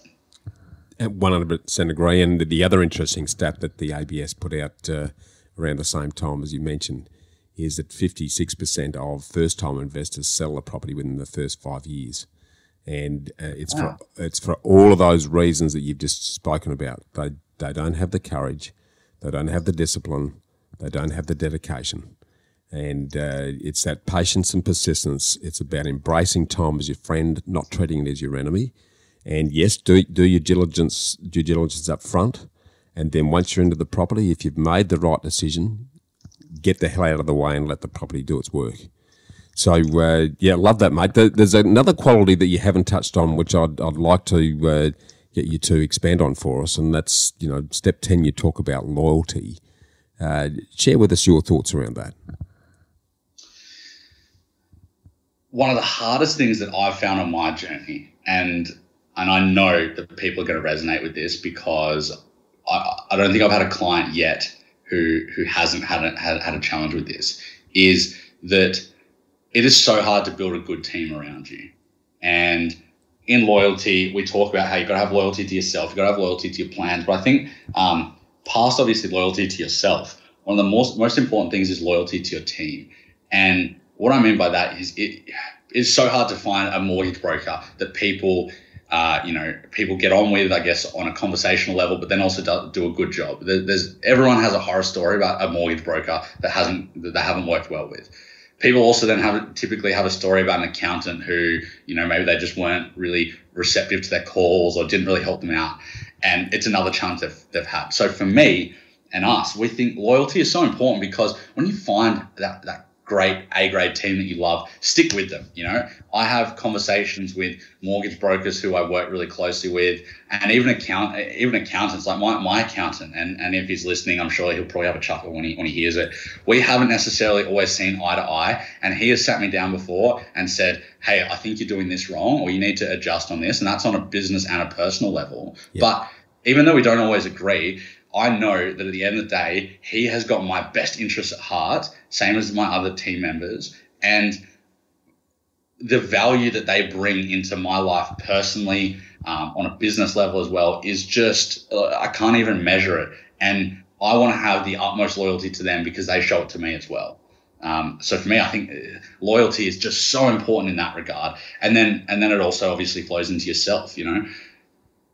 People always talk about, you can put on a face, but eventually people will see who you are and things like that. And I guess to me, that really comes down to loyalty, that if you're somebody who likes material goods, for example, don't try and be somebody else. If you like having that Rolex on your wrist, don't shy away from it. You don't need to necessarily go out and put it in front of people and rub it in their face. But if you can't even be loyal to yourself and the things that you value and the things that you want, you're going to really struggle to do that in your property journey. And for some people, that might be that property is really not where their interest lies. It could be shares, which is fine. It's not for everybody. But have the loyalty to yourself to know what it is that's important to you, to know what your plans are, and to keep going forward in them. And don't try and be somebody else, and make sure you embrace those team members that support you on that journey. Yeah, I absolutely love that, mate. You're singing my tune. It's about self-awareness, self-belief, and then it's about, I think success in anything is an elite team sport. And, you need to be the worst player on the team to some degree, but you need to own your team, you need to manage your team. But if you're on board with collective and independent professionals, so there are those checks and balances that you spoke about. I think robust conversation is really good. And if the accountant doesn't agree with the mortgage broker who doesn't agree with the property manager, that's great, because every time there's a difference of opinion, you get the opportunity to decide what you feel most comfortable with. So and you're increasing your learning as you go down that journey. So no, that's brilliant, mate, and it certainly would encourage the listeners to go and grab themselves a copy of the book. It really does start to institute that military approach. And while a lot of Aussies have a thing about discipline, as in they don't like discipline, you and I both know, Lachlan, that it's discipline that separates those that do from those that don't. And rather than see it as an enemy, embrace it as one of the qualities that is really going to give you the opportunity to enjoy the lifestyle that you're looking to achieve. Mate, so that's awesome. I'd like to sort of transition slightly now and talk about what we're experiencing in the property market at the moment, because it's this is one of the last time I saw a property market like we're looking like was back in the early 2000s, where it's really going gangbusters, and there's a bit of the old uncoiled spring that's come from compressed ability to get into property as a result of COVID. And all of the stimulus that's gone into it and all the time people have had on their hands to do that and not spend it somewhere else. So there's no great surprise that we've seen a massive boom in property values generally. And yes, it's tapering, but it's not likely to be going backwards anytime soon. I'd love you to share two things here. What approach do you think potential investors need to be adopting in a very strong seller's market? And then as a flow-on from that, where a buyer's agent fits into that equation to improve their potential outcomes? I think that first one is a great question, Bushy. From what I'm seeing at the moment, and I think that there is no greater case in point than the lockdown that Sydney is going through. right now is that for investors, you've really got to consider the risks of this market. Now, I don't mean that in the sense of don't invest because it's hard and we don't know what's going to happen. But what I mean is, for example, if you're going and buying property that is very heavily negatively geared and you work in the construction industry, right now, you don't have a wage and you might not have a wage for a few more weeks. And if that's the case and you're extremely negatively geared, how long can you support that property in your portfolio?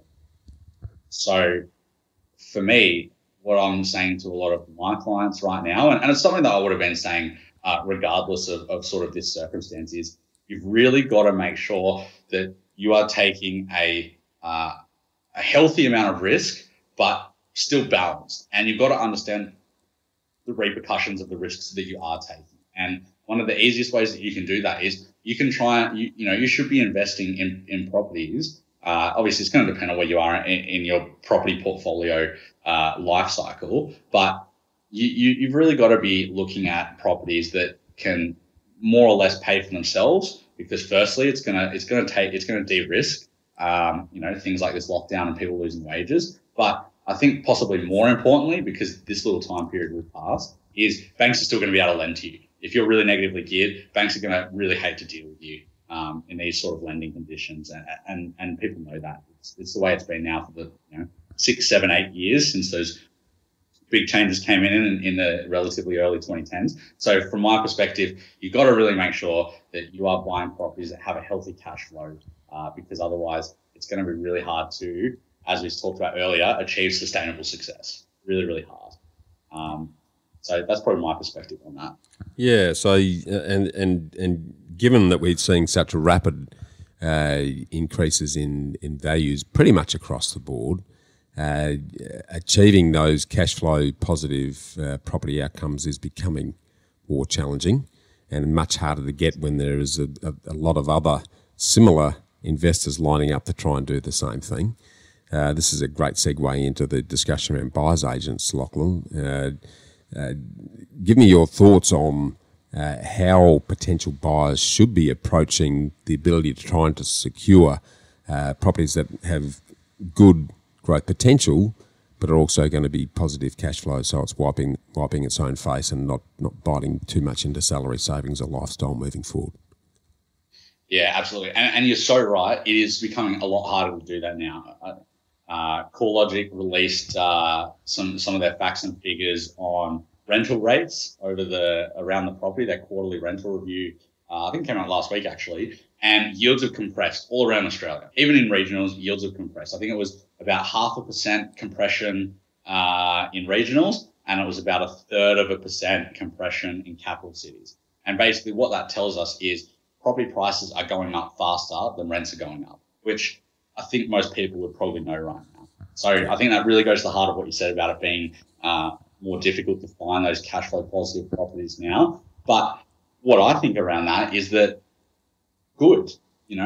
investing is not easy. To get a good investment, if it was easy, everybody would be a multi-millionaire.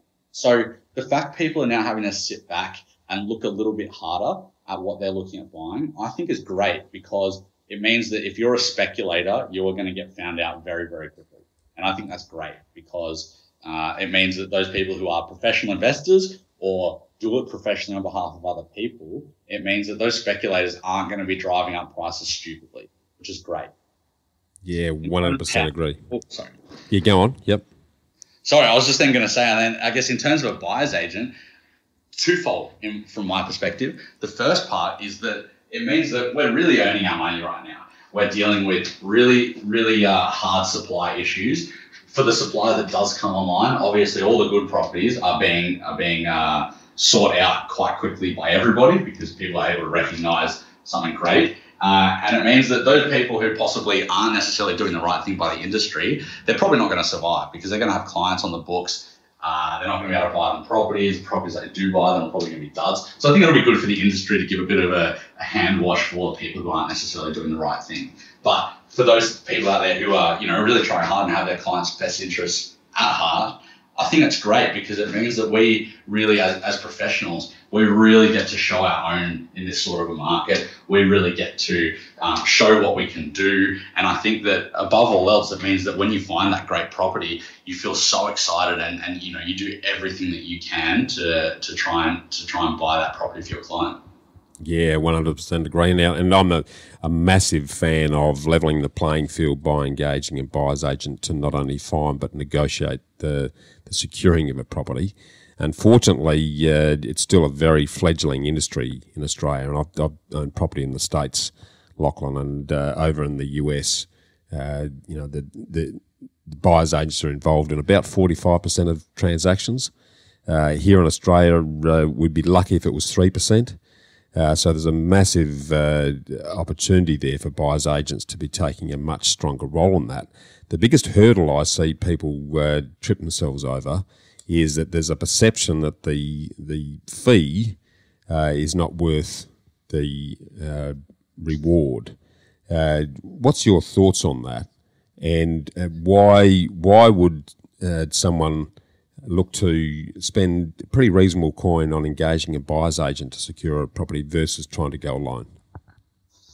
Yeah, another great question. Great question, Bushy. So from my understanding, the US market, because they pay, when a seller sells a property, they pay a higher fee to the agent. And my understanding is that that's because then they split it between the buyer's agent and the real estate agent. So they might pay, say, 6%, and then it means everybody gets 3%, which is, not too different to what typically happens here in Australia, where people might be selling for that 2 to 3% range. Spot on. So it obviously makes it easier because people can go and engage agents over there, and they effectively don't really pay them. So that I think that that's a challenge that I'd be interested to see how some of the bodies might change that here, or could change that, because it is a real challenge. Because as you said, buyers are then being asked to put forward their money. Now, it is hard, and you know what? I'm actually going to say it here. I don't blame people when they sometimes see a buyer's agent fee and they think like, how can I justify paying $10,000 or $15,000? Or, some people, particularly if you're dealing with, say, an owner-occupier in Sydney and you're paying a percentage-based fee, you might be paying $30,000, $40,000 for the property. And I don't blame people for sort of balking at that a little bit. What I would say is that a good buyer's agent, they're going to make their fee back in the negotiating anyway. If it's a 10 grand fee or a 15 grand fee, if your buyer's agent's pretty good, they're probably going to make back the better part of that in the negotiating alone, let alone all the time that goes into that search phase or the process for them. And just same as you pay an accountant or you pay a doctor or you pay someone else, obviously there's a fee that comes with somebody giving their service. So I like to think that, good buyer's agents, they typically earn their keep at the negotiating phase at least. But then the real value really comes in on the back end and if we're talking about investment, a good buyer's agent is going to buy in a good area for you. Now, I'll give you an example. I've just found out that a property in the same street that we bought for our client earlier this year is up for sale. Almost a carbon copy house. Our land was a little bit bigger. Obviously, a few little changes, but relatively similar property. Yep. That property, I'm still not sure of the exact sales amount, but that property has sold at least $50,000 higher than ours in 3 months. Yeah, there you go. So, right there, I mean, we based off our analysis, I said that we'd probably saved him about $25,000 just in the negotiating phase. But the fact that we've now got a property 3 doors down that's a carbon copy that's just gone for $50,000 at least, and I emphasize that, at least $50,000 more, I think that the proof is in the pudding right there, and that's where a good buyer's agent earns their salt. Yeah, 100% agree. So I'm an investor, Lachlan. I come along to you. I've got pre-approval to buy a property for $500,000.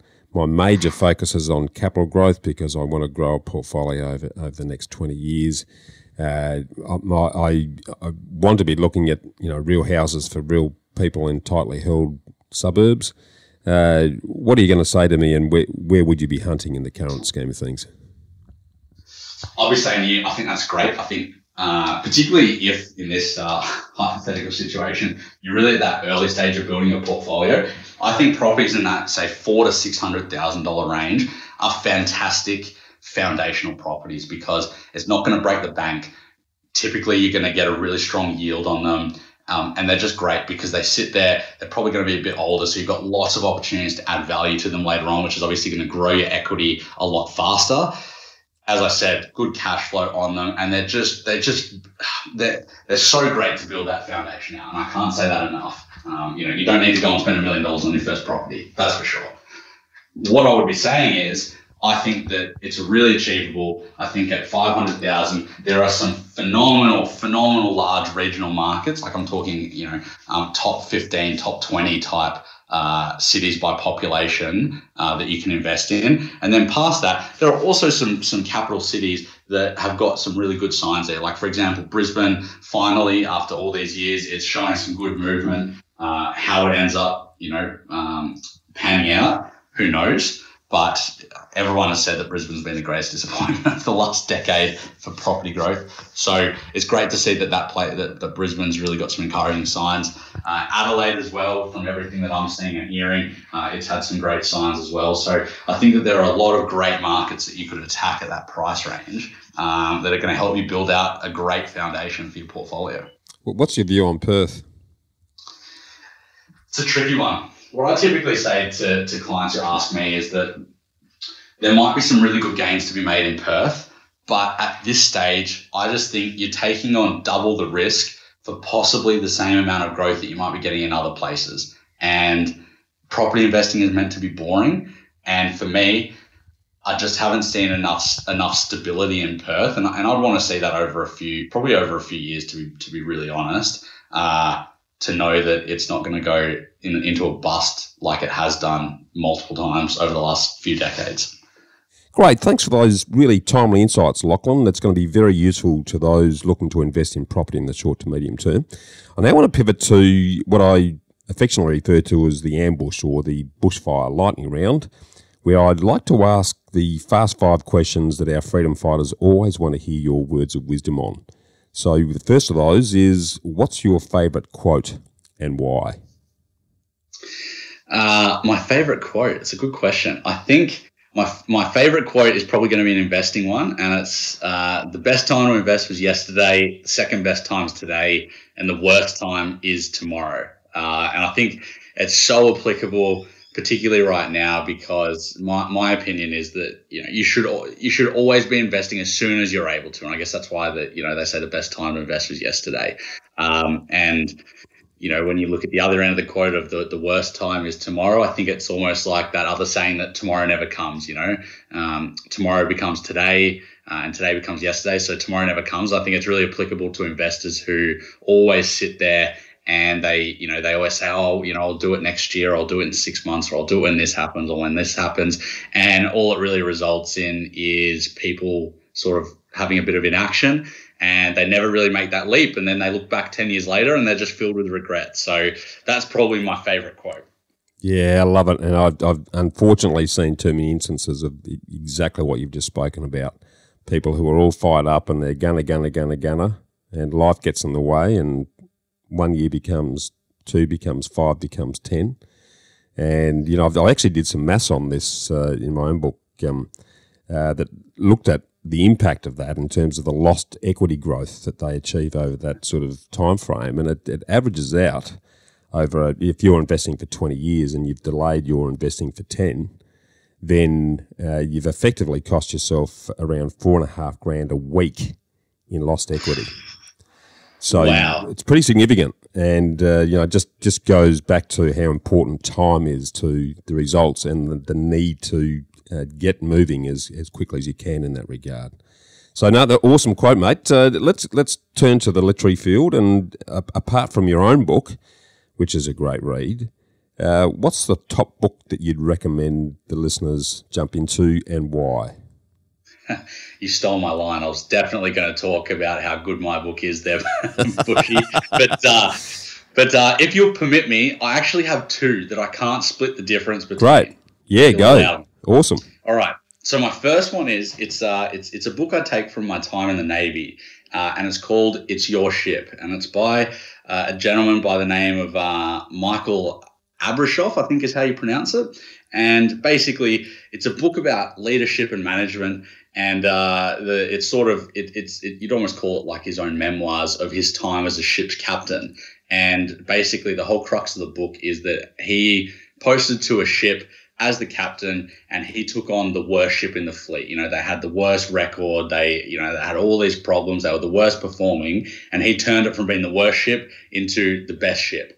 And it basically takes you through all the different stuff that he did, and all the leadership and management styles and methods that he implemented to do it. And I think that the biggest one that he really talks about is having people take ownership of everything. It might be his ship, and he might be the one that gets the kudos when things are going well, but he's also the one that has to front up to the admiral when things are going badly. But he was really able to drive success by making every individual sailor on the ship feel accountable and responsible for everything. So I thought that was fantastic. And then the second book is a book called Bulletproof Problem Solving. Now, Bulletproof Problem Solving was written by a couple of ex-McKinsey consultants. And for anyone who doesn't know, McKinsey and Co. Are a really big consulting company, one of the world leaders, you'd probably say. And this book was basically taking their approach to problem solving and something that's really ingrained in the people that work at McKinsey, and they put it into a book and published it. And I just think it's fantastic. It doesn't matter what job you do, or it doesn't matter whether you can go and take like some of the actual methods that they use to problem solve. I found it was an awesome book for opening your mind and just helping you to think outside the box about things. And I think you can implement it in every aspect of your life, like whether it's your own personal finances or whether it's, your relationship with people. I just think it's a fantastic book, and it's a really great way to be able to look at problems and how you can go about solving them. Love it. Yeah, some life skills right there. And I'm a big fan of McKinsey, always have been. They do some fantastic work at the corporate level and have done for a long time. So haven't read that one. I'll definitely add that to the Kindle list. And It's Your Ship sounds pretty interesting as well, actually. I sort of love looking at how leadership in action in whatever area it is can then translate into what we can individually be doing. And I think your point around taking ownership, which is code for personal accountability, which is something that I think many of our leaders in this country, particularly some of our politicians, need to we might send them a copy of that book, I reckon, Lachlan, and given what's happening at the moment. No, awesome, mate. Thanks for sharing that. Next question is a little bit of a left field question, but most Aussies still believe they pay way too much tax. So what's the top legal thing that you've done to minimise the tax that you pay? I'm going to come out with something, and it might seem really obvious, but I'm a big believer in the whole KISS principle, keep it simple, stupid. Yeah. And honestly, the top or best thing that I do to pay less tax is I record keep. I make sure that I keep every receipt. I make sure I track every expense. So come tax time, I've got it all there ready to go. I can just go to my computer, or for anything that's paper, I've got a folder and I keep it all in there. And it's just funny how quickly those little $7 or $50 expenses all rack up, and you miss, $10, $50 expenses. That's $500 of income that you haven't been able to offset. So for me, I like to keep things simple, and that's the best thing I can do is just record keep. Yeah, it's a cracker, mate. It's it's always, I think, the simplest and most obvious things that have the biggest impact if you do them for long enough. And that record keeping exercise is a cracker. No, well done, mate. That's a good one, actually. Now let's back on the investment subject. What's both the worst and the best piece of investment advice that you've ever received to date? The best piece of investment advice I've received is also the worst, and it's because it really goes down by how you interpret it. And what it was that I got told is time heals all wounds. And the reason it's the best and the worst advice I've received is that I look at it from a positive perspective, and I go, okay, if time heals all wounds, well, if I don't have any wounds, then time is going to make it better, right? Time's going to make it even better than that. So I sit back and I guess it really goes into what I said about my favorite quote of, yesterday being the best time to invest. So that was one of the best pieces of advice I received, and I guess particularly from a property perspective, because everybody sort of knows, that property is forgiving, or that, if you invest in property, you can't really go wrong. Even if you don't make money, you're not going to lose money, whatever, I don't know, quotes you want to put in around that. Yeah. So for me, that was the best bit of advice, but it was also the worst, because I think that people take it quite literally, and they go, oh, I've got time, or I'm going to rush into something, and if I get it wrong, well, it's fine, because I can look back in 10 or 20 years later and it'll sort itself out. And I think that people also take that, too literally, and they just sit back and they think that inaction or movement for the sake of movement, without making it, precise and planned, it means that people can make wrong moves as well. Yeah, well said. It's all in the eye and the mind of the holder, isn't it? In terms of how that's interpreted, and good advice can become bad advice just in terms of what they decide not to do with it. So, well said, mate. Very well said. Last one on the ambush round then. What's a personal habit, and I like to refer to them as rewarding rituals or daily disciplines that you have that developed over time contributes most to your investment success today? It's probably more of a concept for me, and it's probably around discipline. Now, I am without a doubt very undisciplined in plenty of areas in my life. I've got friends and family and my partner, I'm sure they can all attest to the areas that I'm not disciplined in. But I guess from the investment side or the finance side, I try to keep good discipline. I'll make sure I'll look at my investments every 6 months, and the discipline from that is I'll put an alert in my calendar, so that even if I don't do it on that day, I get reminded, like, hey, it's been 6 months since you've done it. And then if it's a week later that I do it, it's better than sitting there and 12 months later, it comes around and you go, wow, I forgot to look at it. Or it's, the discipline to keep all of my receipts and invoices, like when I was talking about what I do to pay less tax. So for me, I guess it leads into that KISS principle, but it's just discipline. I just try and keep habit. I try and keep discipline around everything that I do, so that I've got a process, I've got something there, I've got something to fall back on, so that when I'm busy running Atlas or maybe writing a second book or whatever it is, I've got things and processes in place that I can maintain that discipline, so I can always come back and make sure that I'm not letting things go, and then mistakes compound into bigger mistakes. Hopefully it's successes compounding into bigger successes, but most definitely seeking to avoid the opposite of those mistakes compounding. Yeah, extremely well said. And unfortunately, I think discipline has had a bad rap in recent times, and I think between you and I think the reason why people are a bit down on discipline is they actually don't like the personal accountability that goes with it. But that's probably a discussion for another day. But you're absolutely smack on, and I guess the benefit of your background in the Navy, discipline's ingrained into everything you do in the forces, and as a means of getting stuff done, there's no better way than just to be disciplined around how you do it.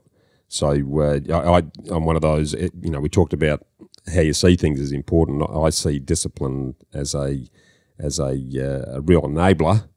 Other people feel very threatened by discipline because it means they have to do what they're going to do, or do what they're going to say. And there's a lot of Aussies, unfortunately, that are a bit averse around that area. So, no, well said, mate. Absolutely well said. So, sort of bridging that into the big global question that gives you a chance to bring together everything that we've talked about today and everything's important to you. If I gave you a microphone that spoke to every single one of the 7.7 billion odd people that are currently alive in the world, and I gave you a minute to talk, what would you say? I'd say go out today and take one risk. Whatever that one risk is, if you don't like talking to strangers, go and talk to one stranger. If you don't like to look at your bank account, I mean, lots of people hate to open up that app on their phone and see what their bank account balance is. Do it. Take one risk, because then it will start to normalize in your brain and you won't feel so stressed about it. And then that one risk, maybe tomorrow it becomes two risks. And then eventually over time, that aggregation of marginal gains, which is something I talk about in the book, that is something that will keep accumulating, and suddenly you've gone from somebody who doesn't know left from right with investing to somebody who's got a $20 million portfolio on 50 properties, and it all came from taking one risk that first day. Love it.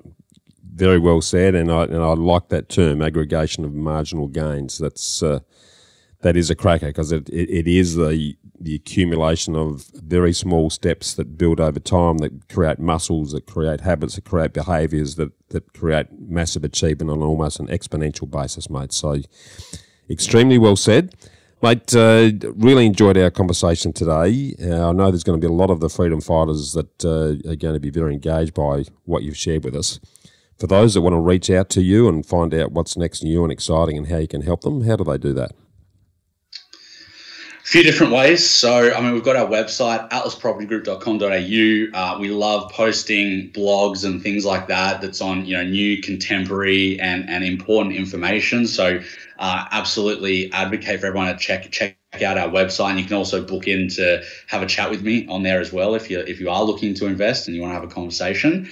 But past that, social media is another really great one for us. We're across Facebook, Instagram, LinkedIn, and we post very regularly, at least a few times a week, and we put up content, we put up market updates, we put up case studies, client examples. So check us out across all of our social media platforms on Facebook, Instagram, and LinkedIn. And beyond that, get in touch with us, whether it is through social media, whether it is through our website. If you want to have a chat about property, even if you're not ready to invest yet, I love having a chat with people. So don't be afraid to get in contact with me. And, who knows, maybe that's that one risk that you've taken today. Yeah, brilliant. Yep, great challenge. Let's challenge the listeners now to do exactly that, to back themselves and pick up the phone and have a chat to you, Lachlan. For those that their eyes and ears have picked up around your book, how and where can they grab a copy? Well, fortunately, we're going to be in all major bookstores, all major online retailers. So, when the country opens up and we can stroll the shops, you can walk into Dymocks or QBD or whatever bookstores. But past that, in the interim, jump online, Booktopia, Amazon, Book Depository, all those big online retailers. You can find our book on there as well as on our website. So depending on what your preference is, have a look anywhere across those sites and you can grab a copy. Well, I'm going to suggest that the Freedom Fighters jump on your website, because not only can they then order a copy of the book, but they can also take advantage of all the other information that you're sharing with them to make them better investors. So, mate, really appreciate your time today. It's been an awesome chat. Looking forward to continuing the conversation and getting your ongoing views on where property's happening in the future. So look forward to that and appreciate your time today. No, thanks for having me. Really, really loved having a chat. Can't wait to, keep doing this with you and help giving good content out to everybody. And I hope everybody enjoys the book. It was great to write. It was certainly a marathon, but I like to think that it's that type of book that you can pick up, and if you know everything about property, you're still going to learn something. Yeah, spot on. The first thing I always suggest people do, Lachlan, is to invest in their knowledge before they invest in property.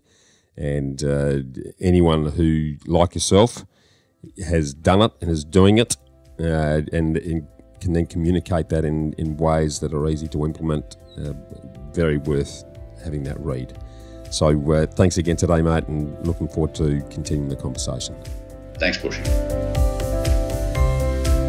To get a summary of all this investment gold in the show notes, just email me on hello@khgroup.com.au.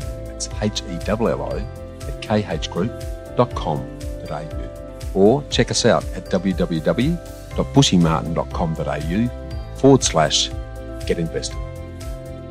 I look forward to joining you next week for another episode of the Get Invested podcast. So thanks for listening, and as always, dream as if you'll live forever and live as if you'll die